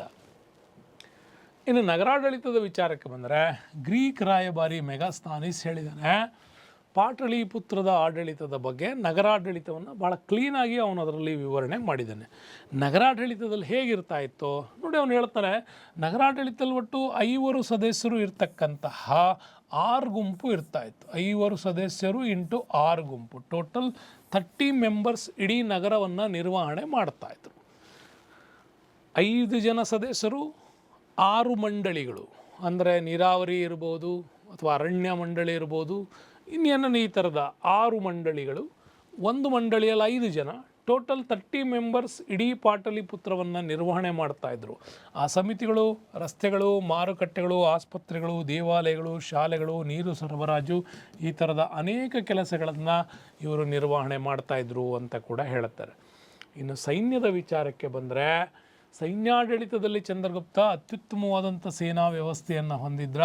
ದಕ್ಷ ರೀತಿಯ ಸೇನಾ ವ್ಯವಸ್ಥೆ ವ್ಯವಸ್ಥಿತವಾಗಿಯೂ ಕೂಡ ನಿರ್ಮಾಣ ಆಗಿತ್ತು. ಯುದ್ಧಗಳ ಸಂದರ್ಭದಲ್ಲಿ ಸ್ವತಃ ರಾಜನೇ ಈ ಸೇನೆಯನ್ನು ಮುನ್ನಡೆಸ್ಕೊಂಡು ಹೋಗ್ತಾ ಇದ್ದ. ಚಂದ್ರಗುಪ್ತನ ಸೇನೆ ಹೇಳ್ತಾರೆ, ಅವನ ಸೈನ್ಯ 6,00,000 ಕಾಲ್ದಳ ಇತ್ತು, 30,000 ಅಶ್ವದಳ ಇತ್ತು, 9,000 ಆನೆಗಳನ್ನು ಹೊಂದಿತ್ತು ಅಂಥೇಳಿ ಇವನ ಆಡಳಿತ ನೀತಿಯನ್ನು ಕೂಡ ಆಗಿಲಿನ ಇತಿಹಾಸ ನಮಗೆ ಕ್ಲೀನಾಗಿ ಎಕ್ಸ್ಪ್ಲೈನ್ ಮಾಡುತ್ತೆ. ಇನ್ನು ಯುದ್ಧ ಇಲಾಖೆಯನ್ನು ಒಳಗೊಂಡಂಥ 5 ಸದಸ್ಯರುಗಳನ್ನು ಒಳಗೊಂಡಂಥ ಒಂದು 6 ಮಂಡಳಿಗಳು ನಿರ್ವಹಣೆ ಮಾಡ್ತಾಯಿದ್ವು. ಅದರಲ್ಲಿ ಇಂಪಾರ್ಟೆಂಟ್ ಒಂದು ನೌಕಾದಳ ಇತ್ತು, ಇನ್ನು ಸಾರಿಗೆ ವ್ಯವಸ್ಥೆ ಇತ್ತು, 3 ಕಾಲ್ದಳ ಇತ್ತು, 4 ಅಶ್ವದಳ, 5 ರಥದಳ, 6 ಗಜದಳ. ಸಾಮಾನ್ಯವಾಗಿ ನೋಡಿ ನಮಗೆ ಕಾಲ್ದಳ ಇರುತ್ತೆ, ಅಶ್ವದಳ ಇರುತ್ತೆ, ರಥದಳ ಇರುತ್ತೆ, ಗಜದಳ ಇರುತ್ತೆ. ಸ್ಪೆಷಲ್ ಏನು ಮಾಡಿದ್ದಾರೆ ಇಲ್ಲಿವರು, ಒಂದು ನೌಕಾದಳವನ್ನು ಮಾಡಿದ್ದಾರೆ, ಪ್ಲಸ್ ಸಾರಿಗೆ ವ್ಯವಸ್ಥೆಯನ್ನು ನೋಡ್ಕೊಳ್ಳೋಕ್ಕೆ ಸೇನೆ. ಈಗ ಹೆಂಗೆ BRO ಇದೆಯಲ್ಲ, ಬಾರ್ಡರ್ ರೋಡ್ ಆರ್ಗನೈಸೇಷನ್ಸ್, ಈ ಆವಾಗಿನ ಕಾಲದಲ್ಲೇ ಸಾರಿಗೆ ವ್ಯವಸ್ಥೆಯನ್ನು ಕಂಪ್ಲೀಟ್ ಮಾಡಲಿಕ್ಕೆ ಅವನ ಕಾಲದಲ್ಲೂ ಕೂಡ ಇತ್ತು ಅನ್ನೋದನ್ನು ಎಷ್ಟು ಕ್ಲೀನಾಗಿ ನಾವು ನೋಡ್ಕೊಳ್ಬೋದು. ಇನ್ನು ಕಲೆ ವಾಸ್ತುಶಿಲ್ಪದ ವಿಚಾರಕ್ಕೆ ಬಂದರೆ ಜೈನ ಮತ್ತು ಬೌದ್ಧ ಧರ್ಮಗಳ ವಿಚಾರ ಸ್ಟ್ರಾಂಗ್ ಆಗಿರೋದ್ರಿಂದ ಇವರು ಕಲೆ ಮತ್ತು ವಾಸ್ತುಶಿಲ್ಪದಲ್ಲೂ ಕೂಡ ಒಂದಿಷ್ಟು ಅವೇ ಕಾಣ್ತವೆ. ಜೊತೆಗೆ ಕಟ್ಟಡಗಳು, ಅರಮನೆಗಳು, ಸ್ಮಾರಕಗಳು ತುಂಬ ಇದ್ದಾವೆ. ಬಟ್ ಮೊದಲ ಬಾರಿಗೆ ನಾವು ನೋಡೋದಾದರೆ ಭಾರತದಲ್ಲಿ ಪರ್ಷಿಯನ್ ಮಾದರಿಯ ಅರಮನೆಗಳನ್ನು ಮೊದಲು ಕಟ್ಟಲಾಗ್ತಾ ಇತ್ತು. ಚಂದ್ರಗುಪ್ತ ಮೌರ್ಯನ ಕಾಲಕ್ಕೆ ಗ್ರೀಕ್ನ ಮದುವೆ ಮಾಡ್ಕೊಂಡು, ಸೆಲ್ಯೂಕಸ್ನ ಮಗಳನ್ನು ಮದುವೆ ಮಾಡ್ಕೊಂಡು ಬಂದಾಗ ಆ ಒಂದು ಅರಮನೆಯ ರಚನೆಯಲ್ಲಿ ಭಾಳ ಇಂಪಾರ್ಟೆಂಟಾಗಿ ನಮಗೆ ಪರ್ಷಿಯನ್ ಸ್ಟೈಲ್ ಕಾಣ್ತಾ ಇತ್ತು. ಆ ನಂತರ ಅಶೋಕ ಮರ ಮತ್ತು ಇಟ್ಟಿಗೆಯ ಬಳಕೆಯನ್ನು ಬಿಟ್ಟು ಕಲ್ಲುಗಳನ್ನು ಬಳಸೋದಕ್ಕೆ ಶುರು ಮಾಡಿದ್ದ. ಹೀಗೊಂದು ಹೊಸ ವಿನ್ಯಾಸ ಅಶೋಕನ ಕಾಲದಿಂದ ಬದಲಾವಣೆ ಆಯಿತು ಅನ್ನೋದನ್ನು ಕೂಡ ಇಲ್ಲಿ ಹೇಳಲಾಗತ್ತೆ. ಆದರೆ ಇಂಪಾರ್ಟೆಂಟು ಬೌದ್ಧ ಧರ್ಮಕ್ಕೆ ಹೆಚ್ಚು ಇರೋದರಿಂದಾಗಿ ಬುದ್ಧನ ಗೌರವಾರ್ಥವಾಗಿ ಮತ್ತು ಅವನ ಅವಶೇಷಗಳ ಮೇಲೆ ಇಟ್ಟಿಗೆಗಳಿಂದ ನಿರ್ಮಿಸವಾಗಿರ್ತಕ್ಕಂತಹ ಒಂದು ಗುಮ್ಮಟಗಳನ್ನೇ ನಾವು ಸ್ತೂಪಗಳು ಅಂತ ಕರಿತೀವಿ. ಎಕ್ಸ್ಪೆಷಲಿ ಅಲ್ಲಿ ಏನಿರ್ತಾ ಇತ್ತೋ ಬೌದ್ಧ ಧರ್ಮದ ಅವಶೇಷಗಳನ್ನು ಇಡಲಿಕ್ಕೋಸ್ಕರ. ಅಶೋಕ ತನ್ನ ಸಾಮ್ರಾಜ್ಯದಾದ್ಯಂತ 84,000 ಸ್ತೂಪ ಕಟ್ಟಿಸಿದ್ದ ಅಂತ ಹೇಳ್ತಾರೆ. ಆದರೆ ಈವರೆಗೂ ಉಳಿದಿರೋದು ಒಂದೇ ಒಂದು, ಅದು ಮಧ್ಯಪ್ರದೇಶದ ಸಾಂಚಿಯಲ್ಲಿ ಕಟ್ಟಿಸಿರ್ತಕ್ಕಂಥ ಸ್ತೂಪ. ಭಾರತದಲ್ಲೇ ಅತ್ಯಂತ ದೊಡ್ಡ ಸ್ತೂಪ ಅಂತ ಕರಿತೀವಿ, ಅದು ಒಂದೇ ಉಳಿದಿರೋದು. ಬಟ್ ಇತಿಹಾಸ ತಜ್ಞರು, ವಿಮರ್ಶಕರು ಆಗಿನ ಕಾಲದವರು 84,000 ಸ್ತೂಪಗಳಿತ್ತು ಅಂತ ಹೇಳ್ತಾರೆ. ಇನ್ನು ಅರಮನೆಗಳ ವಿಚಾರಕ್ಕೆ ಬಂದರೆ ಪಾಟಲಿಪುತ್ರದಲ್ಲಿ ಚಂದ್ರಗುಪ್ತ ಮೌರ್ಯನ ಅರಮನೆ ಕೂಡ ತುಂಬ ಪ್ರಸಿದ್ಧವಾಗಿರ್ತಕ್ಕಂಥ ಅರಮನೆ. ಅಲ್ಲಿಗೆ ಚೀನಿ ಯಾತ್ರಿಕ ಪಾಹಿಯಾನ್ ಕೂಡ ಅರಮನೆಯ ಅಡಿಪಾಯದ ಬಗ್ಗೆ ಆತ ಮನೋಜ್ಞ ವಿವರಣೆಯನ್ನು ನೀಡಿದ್ದಾನೆ. ನೆನ್ಪಿಟ್ಕೊಳ್ಳಿ, ಪಾಹಿಯಾನ್ ಬಂದದ್ದು 2ನೇ ಚಂದ್ರಗುಪ್ತನ ಆಸ್ಥಾನ, ಅದು ಗುಪ್ತರ ಸಾಮ್ರಾಜ್ಯದಲ್ಲಿ ಬಂದಾಗ ಸಿಕ್ಕಿರುವ ಅವಶೇಷಗಳನ್ನು ನೋಡೇ ಪಾಹಿಯಾನ್ ಹೇಳಿದ್ದಾನೆ. ಏನಂತ ಹೇಳಿದ್ದಾನೆ? ಪಾಹಿಯಾನ್ ಬಂದಿರೋದು ಗುಪ್ತರ ಕಾಲಕ್ಕೆ, ಆದರೆ ಈ ಹಿಂದೆ ಇದ್ದಂತಹ ಚಂದ್ರಗುಪ್ತ ಮೌರ್ಯನ ಅರಮನೆಯು ತುಂಬ ಪ್ರಸಿದ್ಧವಾಗಿತ್ತು ಅಂಥೇಳಿ ಈತ ಎಕ್ಸ್ಪ್ಲೈನ್ ಮಾಡ್ತಾನೆ. ಅದು ಪರ್ಷಿಯನ್ ಸ್ಟೈಲಲ್ಲೂ ಕೂಡ ಇತ್ತು ಅನ್ನೋದ್ರ ಬಗ್ಗೆ ನಮ್ಗೆ ಆಧಾರಗಳು ಇಲ್ಲಿಂದಲೇ ಸಿಗ್ತಾ ಹೋಗ್ತವೆ. ಇನ್ನು ಗುಹಾಲಯಗಳ ವಿಚಾರದಲ್ಲಿ ಬಂದರೆ ಮೌರ್ಯರ ಕಾಲದಲ್ಲಿ ಬೌದ್ಧ ಸನ್ಯಾಸಿಗಳು, ಈಗ ಬುದ್ಧನ ಅವಶೇಷಗಳನ್ನು ಇಡೋದಕ್ಕೆ ನಾವು ಸ್ತೂಪಗಳನ್ನು ಕಟ್ಟಿದರೆ, ಗುಹಾಲಯಗಳನ್ನು ಏನು ಮಾಡ್ತಾಯಿದ್ರು, ಬೌದ್ಧ ಸನ್ಯಾಸಿಗಳ ಧ್ಯಾನಕ್ಕಾಗಿ ಅಶೋಕ ಮತ್ತು ಅವನ ಮೊಮ್ಮಗ ದಶರಥ ಬರ್ತಾರೆ, ಅವರು ಗುಹಾಲಯಗಳನ್ನು ನಿರ್ಮಾಣ ಮಾಡಿದರು. ಅದು ಗುಹಾಲಯಗಳು ಹೆಚ್ಚಾಗಿ ಎಲ್ಲಿ ಬಾರಾಬರ ಗುಹೆಗಳು ಅಂತ ಕರಿತೀವಿ. ಬಿಹಾರದಲ್ಲಿ ಬರ್ತಕ್ಕಂಥ ಬಾರಾಬರ್ ಗುಹೆಗಳು ಭಾಳ ಇಂಪಾರ್ಟೆಂಟಾಗಿ ನಮ್ಗೆ ಸಿಗ್ತವೆ. ಇದು ಬೌದ್ಧ ಸನ್ಯಾಸಿಗಳ ಧ್ಯಾನಕ್ಕಾಗಿ ಕಟ್ಟಿಸಿರ್ತಕ್ಕಂಥ ಗುಹಾಲಯಗಳಿತ್ತು. ಇನ್ನು ಗಯಾ ಸಮೀಪದ ಬಾರಾಬರ್ ಪರ್ವತಗಳಲ್ಲಿ ಈ ಒಂದು ನಾಗಾರ್ಜುನ ಬೆಟ್ಟಗಳಲ್ಲೂ ಕೂಡ ನಮಗೆ ಈ ಗುಹಾಲಯಗಳು ಸಿಗ್ತಾ ಹೋಗ್ತವೆ. ಇವು ನಿಮಗೆ ನೆನ್ಪಿಟ್ಕೊಳ್ಳಿ. ಇನ್ನು ಸ್ತಂಭಗಳ ಬಗ್ಗೆ ಬಂದರೆ ಅಶೋಕನ ಕಾಲದಿಂದ ಬಹಳ ಅದ್ಭುತವಾದಂಥ ಸ್ತಂಭ ಶಾಸನಗಳಿಂದನೇ ನಮಗೆ ಇಂಪಾರ್ಟೆಂಟ್ ಆಗತ್ತೆ. ಓಕೆ, ಯಾಕೆಂದರೆ ಇವನ ಅಧಿಕಾರಾವಧಿಯಲ್ಲಿ ಅನೇಕ ವೈಶಿಷ್ಟ್ಯಮಯವಾಗಿರ್ತಕ್ಕಂಥ ಶಿಲಾಸ್ತಂಭಗಳು ನಿರ್ಮಾಣವಾಗಿದ್ದಾವೆ. 30ಕ್ಕಿಂತ ಹೆಚ್ಚು ಸ್ತಂಭಗಳನ್ನು ಆತ ನಿರ್ಮಾಣ ಮಾಡಿದ್ದಾನೆ. ಪ್ರತಿಯೊಂದು ಶಿಲಾಶಾಸ್ತಂಭದ ತೂಕ 50 ಟನ್ ತೂಕವನ್ನು ಹೊಂದಿತ್ತು ಅಂತೇಳಿ, 30 ಅಡಿ ಎತ್ತರ ಇತ್ತು ಅಂತೇಳಿ. ಅದರಲ್ಲೇ ಅತ್ಯಂತ ಪ್ರಮುಖ ಸಾರನಾಥದ ಸ್ತಂಭ. ಅವನ ಸ್ತಂಭಗಳ ಮೇಲೆ ನಾವು ನೆನಪಿರಲಿ, ಗೂಳಿಯನ್ನು ಹೊಂದಿರತಕ್ಕಂಥ, ಅಂದರೆ ಋಷಭವನ್ನು ಹೊಂದಿರತಕ್ಕಂಥವು, ಸಿಂಹವನ್ನು ಹೊಂದಿರತಕ್ಕಂಥವು, ಕುದುರೆಯನ್ನು ಹೊಂದಿರತಕ್ಕಂಥವು, ಇಂಥ ಅನೇಕ ಚಿತ್ರಗಳನ್ನು ಮತ್ತು ಮೂರ್ತಿಗಳನ್ನು ಒಳಗೊಂಡಂತಹ ಒಂದು ಸ್ತಂಭಗಳನ್ನು ಆ ಕಾಲದಲ್ಲಿ ಕಟ್ಟಿಸ್ತಾ ಇದ್ದ. ಅವುಗಳ ಮೇಲೆ ಅದ್ಭುತವಾದಂಥ ದಮ್ಮ ನೀತಿಯನ್ನು ಅಳವಡಿಸಿರೋದು ನಮಗೆ ಕಾಣುತ್ತೆ. ಮತ್ತು ಕಮಲದ ಧರ್ಮಚಕ್ರ, ಪೀಠದ ಮೇಲೆ ಬೆನ್ನಿಗೆ ಬೆನ್ನು ಕೊಟ್ಟು ನಿಂತಿರ್ತಕ್ಕಂಥ 4 ಸಿಂಹಗಳ ಚಿತ್ರ ಏನಿದೆ ಸಾರನಾಥದ್ದು, ಆ ಸಾರನಾಥದ ಶಿರೋಭಾಗವೇ ಇವತ್ತು ಭಾರತದ ರಾಷ್ಟ್ರಲಾಂಛನ ಆಗಿರ್ತಕ್ಕಂಥ ಈ ರಾಷ್ಟ್ರಲಾಂಛನದ ಮೇಲೇ ಇವತ್ತು ಭಾರತ ತನ್ನ ಅಧಿಕೃತವಾದಂಥ ಒಂದು ಬೌದ್ಧ ನೀತಿಗೂ ಕೂಡ ಗೌರವವನ್ನು ಕೊಟ್ಟಿದೆ. ಇದಾದ ನಂತರ ನಮಗೆ ಇಂಪಾರ್ಟೆಂಟ್ ದಕ್ಷಿಣ ಭಾರತದಲ್ಲಿ ಸಿಗೋದು ಶಾತವಾಹನರು. ಮೌರ್ಯರ ಬಗ್ಗೆ ನಿಮಗೆ ಇಷ್ಟು ಸುದೀರ್ಘವಾಗಿ ಕೊಟ್ಟ ಮೇಲೆ ನನಗನ್ನಿಸ್ತು PUCನಲ್ಲಿ ಶಾತವಾಹನರ ಬಗ್ಗೆ ತುಂಬ ಕಡಿಮೆ ಮಾಹಿತಿ ಕೊಟ್ಟಿದ್ದಾರೆ ಅಂತ. ಅದರಲ್ಲಿ ಇರೋದನ್ನು ಅಷ್ಟು ಹೇಳ್ತೀನಿ. ಇದರ ಡೀಪ್ ಆ್ಯಂಡ್ ಡೆಪ್ತ್ ನಿಮಗೆ ನಾನು ಹೇಳಿದೆ ಸಾಧನದಲ್ಲಿ ಕೂಡ ಸಿಗ್ತದೆ, ಹಾಗೆ ಸ್ಫೂರ್ತಿಯಲ್ಲಿ ಕೂಡ ನಿಮಗೆ ವಿಡಿಯೋಗಳು ಸಿಗ್ತಾವೆ. ಇನ್ನು ಶಾತವಾಹನರು ಅಂತ ಬಂದರೆ ಮೌರ್ಯರ ಪತನಾನಂತರ ಅವರ ಸಾಮಂತರಾಗಿದ್ದಂಥ ಶಾತವಾಹನರು ತಮ್ಮ ಸ್ವಾತಂತ್ರ್ಯವನ್ನು ಘೋಷಿಸ್ಕೊಳ್ತಾರೆ. ಪ್ರತಿಷ್ಠಾನ ಅಥವಾ ಪೈಠಾನ್ ಅಂತ ಏನು ಕರಿತೀವಿ ಆಂಧ್ರ ಪ್ರದೇಶದಲ್ಲಿ, ಈ ಒಂದು ಪ್ರದೇಶದಲ್ಲಿ ಶಾತವಾಹನರು ತಮ್ಮ ಸಾಮ್ರಾಜ್ಯವನ್ನು ಕಟ್ತಾರೆ. ಹಾಗೆ ಕಟ್ಕೊಂಡವರು ಈ ಸಾಮ್ರಾಜ್ಯವನ್ನು ಸುಮಾರು 400 ವರ್ಷಗಳ ಕಾಲ ಅಸ್ತಿತ್ವದಲ್ಲಿತ್ತು ಅಂತ. ಹಾಗಾಗಿ ಶಾತವಾಹನರ ರಾಜ್ಯ ಸ್ಥಾಪನೆ ಬಗ್ಗೆ ನಿಖರವಾದ ದಿನಾಂಕ ಹೇಳೋದು ತುಂಬ ಕಷ್ಟ. ಆದರೂ ಇದರ ಸ್ಥಾಪಕನನ್ನಾಗಿ ಸಿಮುಖನನ್ನು ನಮ್ಮಲ್ಲಿ ಎಕ್ಸ್ಪ್ಲೈನ್ ಮಾಡ್ತಾರೆ. ಈ ಸಾಮ್ರಾಜ್ಯದ ಸ್ಥಾಪಕ ಸಿಮುಖ ಅಂತ. ಯಾಕೆಂದರೆ ಇವನು ಕೂಡ ಅಷ್ಟೇ ವಾಸುದೇವ ಕಣ್ವ. ಅಂದರೆ ನೆನ್ಪಿಟ್ಕೊಳ್ಳಿ, ನಮಗೆ ಮೌರ್ಯರು ಅಧಿಕಾರದಲ್ಲಿದ್ದರಲ್ವಾ, ಮೌರ್ಯರು ಅಧಿಕಾರದಲ್ಲಿದ್ದಾಗ ಶುಂಗ ಸಂತತಿ ಅವ್ರನ್ನ ಲಾಸ್ ಮಾಡ್ತು. ಶುಂಗ ಸಂತತಿಯನ್ನು ಕೊನೆಗೊಳಿಸಿದವರು ಕಣ್ವ ಸಂತತಿ. ಈ ಕಣ್ವ ಸಂತತಿಯನ್ನು ಕೊನೆಗೊಳಿಸಿದವರೇ ಶಾತವಾಹನರು. ನೆನಪಿಟ್ಕೊಳ್ಳಿ, ವಾಸುದೇವ ಕಣ್ವ, ಭೂಮಿಕಾ ಇವರೆಲ್ಲ ಬರ್ತಾರೆ. ಅಂಥ ಕಣ್ವರನ್ನು ಸೋಲಿಸಿದವರು ಶಾತವಾಹನರು. ಈ ಶಾತವಾಹನರು ಮಹಾರಾಷ್ಟ್ರದ ಆಧುನಿಕದ ಪೈಠಾನ್ ಅಂತೇನು ಕರಿತೀವಿ, ಅಲ್ಲಿ ಸಿಮುಖ ಈ ಸಾಮ್ರಾಜ್ಯವನ್ನು ಸ್ಥಾಪನೆ ಮಾಡ್ತಾನೆ. ಇದರಲ್ಲಿ ಈ ಸಾಮ್ರಾಜ್ಯದ ಒಂದು ಪ್ರತಿಷ್ಠಿತ ದೊರೆ ಹಾಲ, 17ನೇ ದೊರೆ ಅಂತ ಕರಿತೀವಿ. ಇವನು ಬರೆದಂಥ ಗಾಥಾ ಸಪ್ತಶತಿ ಅಂದರೆ 700 ಶೃಂಗಾರ ಕಾವ್ಯಗಳ ಗೀತೆ ಇದೆ. ಮತ್ತು ಲೀಲಾವತಿ ಗಣಿತ ಕೃತಿ ಕೂಡ ಅದ್ಭುತವಾಗಿ ಬರೆದಿರ್ತಾನೆ. ಹಾಗೆಯೇ ಗೌತಮಿ ಪುತ್ರ ಶಾತಕರ್ಣಿ ಈ ಸಾಮ್ರಾಜ್ಯದ ಅತ್ಯಂತ ಪ್ರಸಿದ್ಧ ದೊರೆ. ಮತ್ತು ವಸಿಷ್ಠ ಪುತ್ರ ಪುಳಿಮಾಯಿ ಯಜ್ಞಶ್ರೀ ಶಾತಕರ್ಣಿ ಬರ್ತಾರೆ. ಹಾಗಾಗಿ ಹಾಲ 17ನೇ ದೊರೆ ಈಗ ತಾನೇ ಹೇಳಿದೆ ಅಂಥ ಪ್ರಸಿದ್ಧನಾದವನು. ಇವನು ಬರೆದಂಥ ಗಾಥಾ ಸಪ್ತಶತಿ ಪ್ರಾಕೃತ ಭಾಷೆಯಲ್ಲಿದೆ. ಅದು 700 ಶೃಂಗಾರ ಕವಿತೆಗಳನ್ನು ಒಳಗೊಂಡಂತಹ ಒಂದು ಕೃತಿ. ಇನ್ನು ನಮಗೆ ಇಂಪಾರ್ಟೆಂಟ್ ಈ ಬುಕ್ನಲ್ಲಿ ಹೇಳಿರೋದು ಗೌತಮಿ ಪುತ್ರ ಶಾತಕರ್ಣಿ ಬಗ್ಗೆ ಕೊಡ್ತಾರೆ. 106ರಿಂದ 130ರವರೆಗೆ ಸಾಲಿವಾಹನ ಶಕದಲ್ಲಿ ಈತ ಆಳ್ವಿಕೆ ಮಾಡಿದ್ದಾನೆ. ಹಾಲನ ಒಂದು ಅಶಕ್ತ ಉತ್ತರಾಧಿಕಾರಿಗಳನ್ನು ಮೂಲೆಗೆ ತಳ್ಳಿ ನಂತರ ಈ ಸಾಮ್ರಾಜ್ಯವನ್ನು ಸ್ಥಾಪನೆ ಮಾಡ್ತಾನೆ. ಗೌತಮಿ ಪುತ್ರ ಶಾತಕರ್ಣಿ ಶಾತವಾಹನರ ಪ್ರತಿಷ್ಠೆಯನ್ನು ಭಾಳ ದೊಡ್ಡ ಮಟ್ಟಕ್ಕೆ ಏರಿಸಿರ್ತಕ್ಕಂಥದ್ದು ನಮಗೆ ಕಂಡು ಬರ್ತದೆ. ಜೊತೆಗೆ ಇವನಿಗೊಂದು ಬಿರುದಿದೆ, ಇಂಪಾರ್ಟೆಂಟ್. ಇವನು ಬಿರುದುಗಳ ಮೇಲೆ ಕೊಡ್ತಾರೆ. ಶಕ ಯಹನ ಪಹಲ್ಲವರ ನಿರ್ಮೂಲಕ. ಪಹಲ್ಲ ಅಂತ ಕರೆಯೋದು, ಪಲ್ಲವರಲ್ಲ. ಶಕ ಯವನ ಪ್ಲಹವರ ನಿರ್ಮೂಲನಾಕಾರ ಅಂದರೆ ಶಕರು ಅಂದರೆ ಬರ್ತಾರೆ ನಿಮಗೆ ಶಕ ಕ್ಷತ್ರಪರು ಅಂತ ಕರೀತಾರೆ. ಏನೋ ಉತ್ತರ ಭಾರತ ಮತ್ತು ದಕ್ಷಿಣ ಭಾರತಗಳಲ್ಲಿ ಒಂದು ತಕ್ಷಶಿಲೆ, ಮತ್ತೊಂದು ನಾಸಿಕ್ಕು, ಉಜ್ಜಯಿನಿ ಈ ಪ್ರಾಂತ್ಯಗಳಲ್ಲಿ ಅಧಿಕಾರದಲ್ಲಿದ್ದಂತಹ ಅಧಿಕಾರಿಗಳಿವರು. ಗ್ರೀಕರ ಪತನದ ನಂತರ ಈ ಅಧಿಕಾರಿಗಳೇ ಸಾಮ್ರಾಜ್ಯವನ್ನು ಕಟ್ಕೊಂಡಿದ್ರು. ಅವರನ್ನು ಶಕಕ್ಷತ್ರಪರು ಅಂತ ಕರಿತೀವಿ. ಇನ್ನು ಯವನರು ಅಂದರೆ ಇಲ್ಲಿ ಗ್ರೀಕರು. ಓಕೆ, ಗ್ರೀಕರಿವರು. ಪ್ರಹಲವರು ಅಂದರೆ ಮಧ್ಯಭಾಗದಲ್ಲಿ ಬರ್ತಕ್ಕಂಥ ಸಣ್ಣ ಪಂಗಡಗಳು. ಇವುಗಳನ್ನೆಲ್ಲ ನಿರ್ಮೂಲನೆ ಮಾಡಿದವನು ಅಂತ ಕೂಡ ಹೇಳ್ತಾರೆ. ಇನ್ನು ಶಕರ ದೊರೆ ನಹಪಾಣನನ್ನು ಈತ ಸೋಲಿಸ್ತಾನೆ.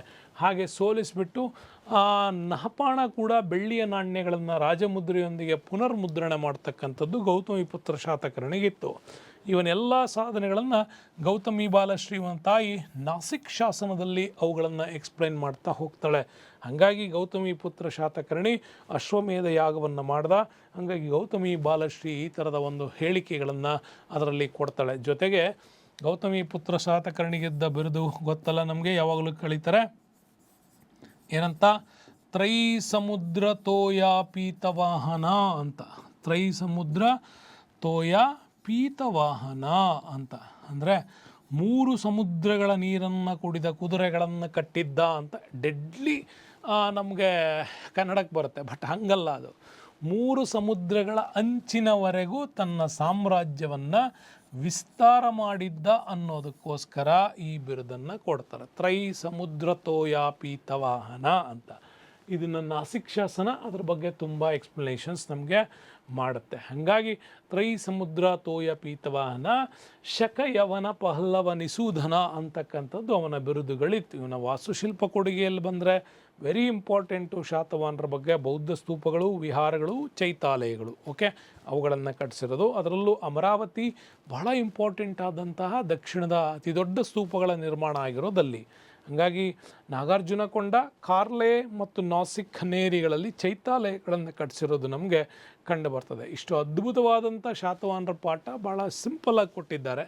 ನಿಮಗೆ ಸಾಧನಾ ಸ್ಕೂಲಲ್ಲಿ ಕೂಡ 8ನೇ ತರಗತಿ ಶಾತವಾಹನರು ಮಾಡುವಾಗ, 6ನೇ ಕ್ಲಾಸ್ ಶಾತವಾಹನರು ಮಾಡುವಾಗೂ ಕೂಡ ಬಹಳ ವಿಶೇಷವಾಗಿ ಇನ್ನೂ ಹೆಚ್ಚಿಗೆ ಹೇಳಿದ್ದೀನಿ. ಬಟ್ ದ್ವಿತೀಯ PUC ಇಷ್ಟು ಕಡಿಮೆ ಕೊಟ್ಟಿದ್ದಾರೆ, ಅಷ್ಟನ್ನು ಮಾತ್ರ ಹೇಳಿದ್ದೀನಿ, ತಪ್ಪು ತಿಳಿಬೇಡಿ ಅಂತ ಹೇಳ್ತಾ ಈ ವಿಡಿಯೋಕ್ಕೆ ಧನ್ಯವಾದಗಳು. ಮುಂದಿನ ವಿಡಿಯೋದಲ್ಲಿ ಮತ್ತೊಂದು ಅದ್ಭುತವಾದಂಥ ವಿಶೇಷ ವಿಚಾರದೊಂದಿಗೆ ನಿಮ್ಮ ಮುಂದೆ ಬರ್ತೀನಿ ಅಂತ ಹೇಳ್ತಾ ಈ ವಿಡಿಯೋಕ್ಕೆ ಧನ್ಯವಾದಗಳು. Stay with us, Ramesh. Thank you, bye.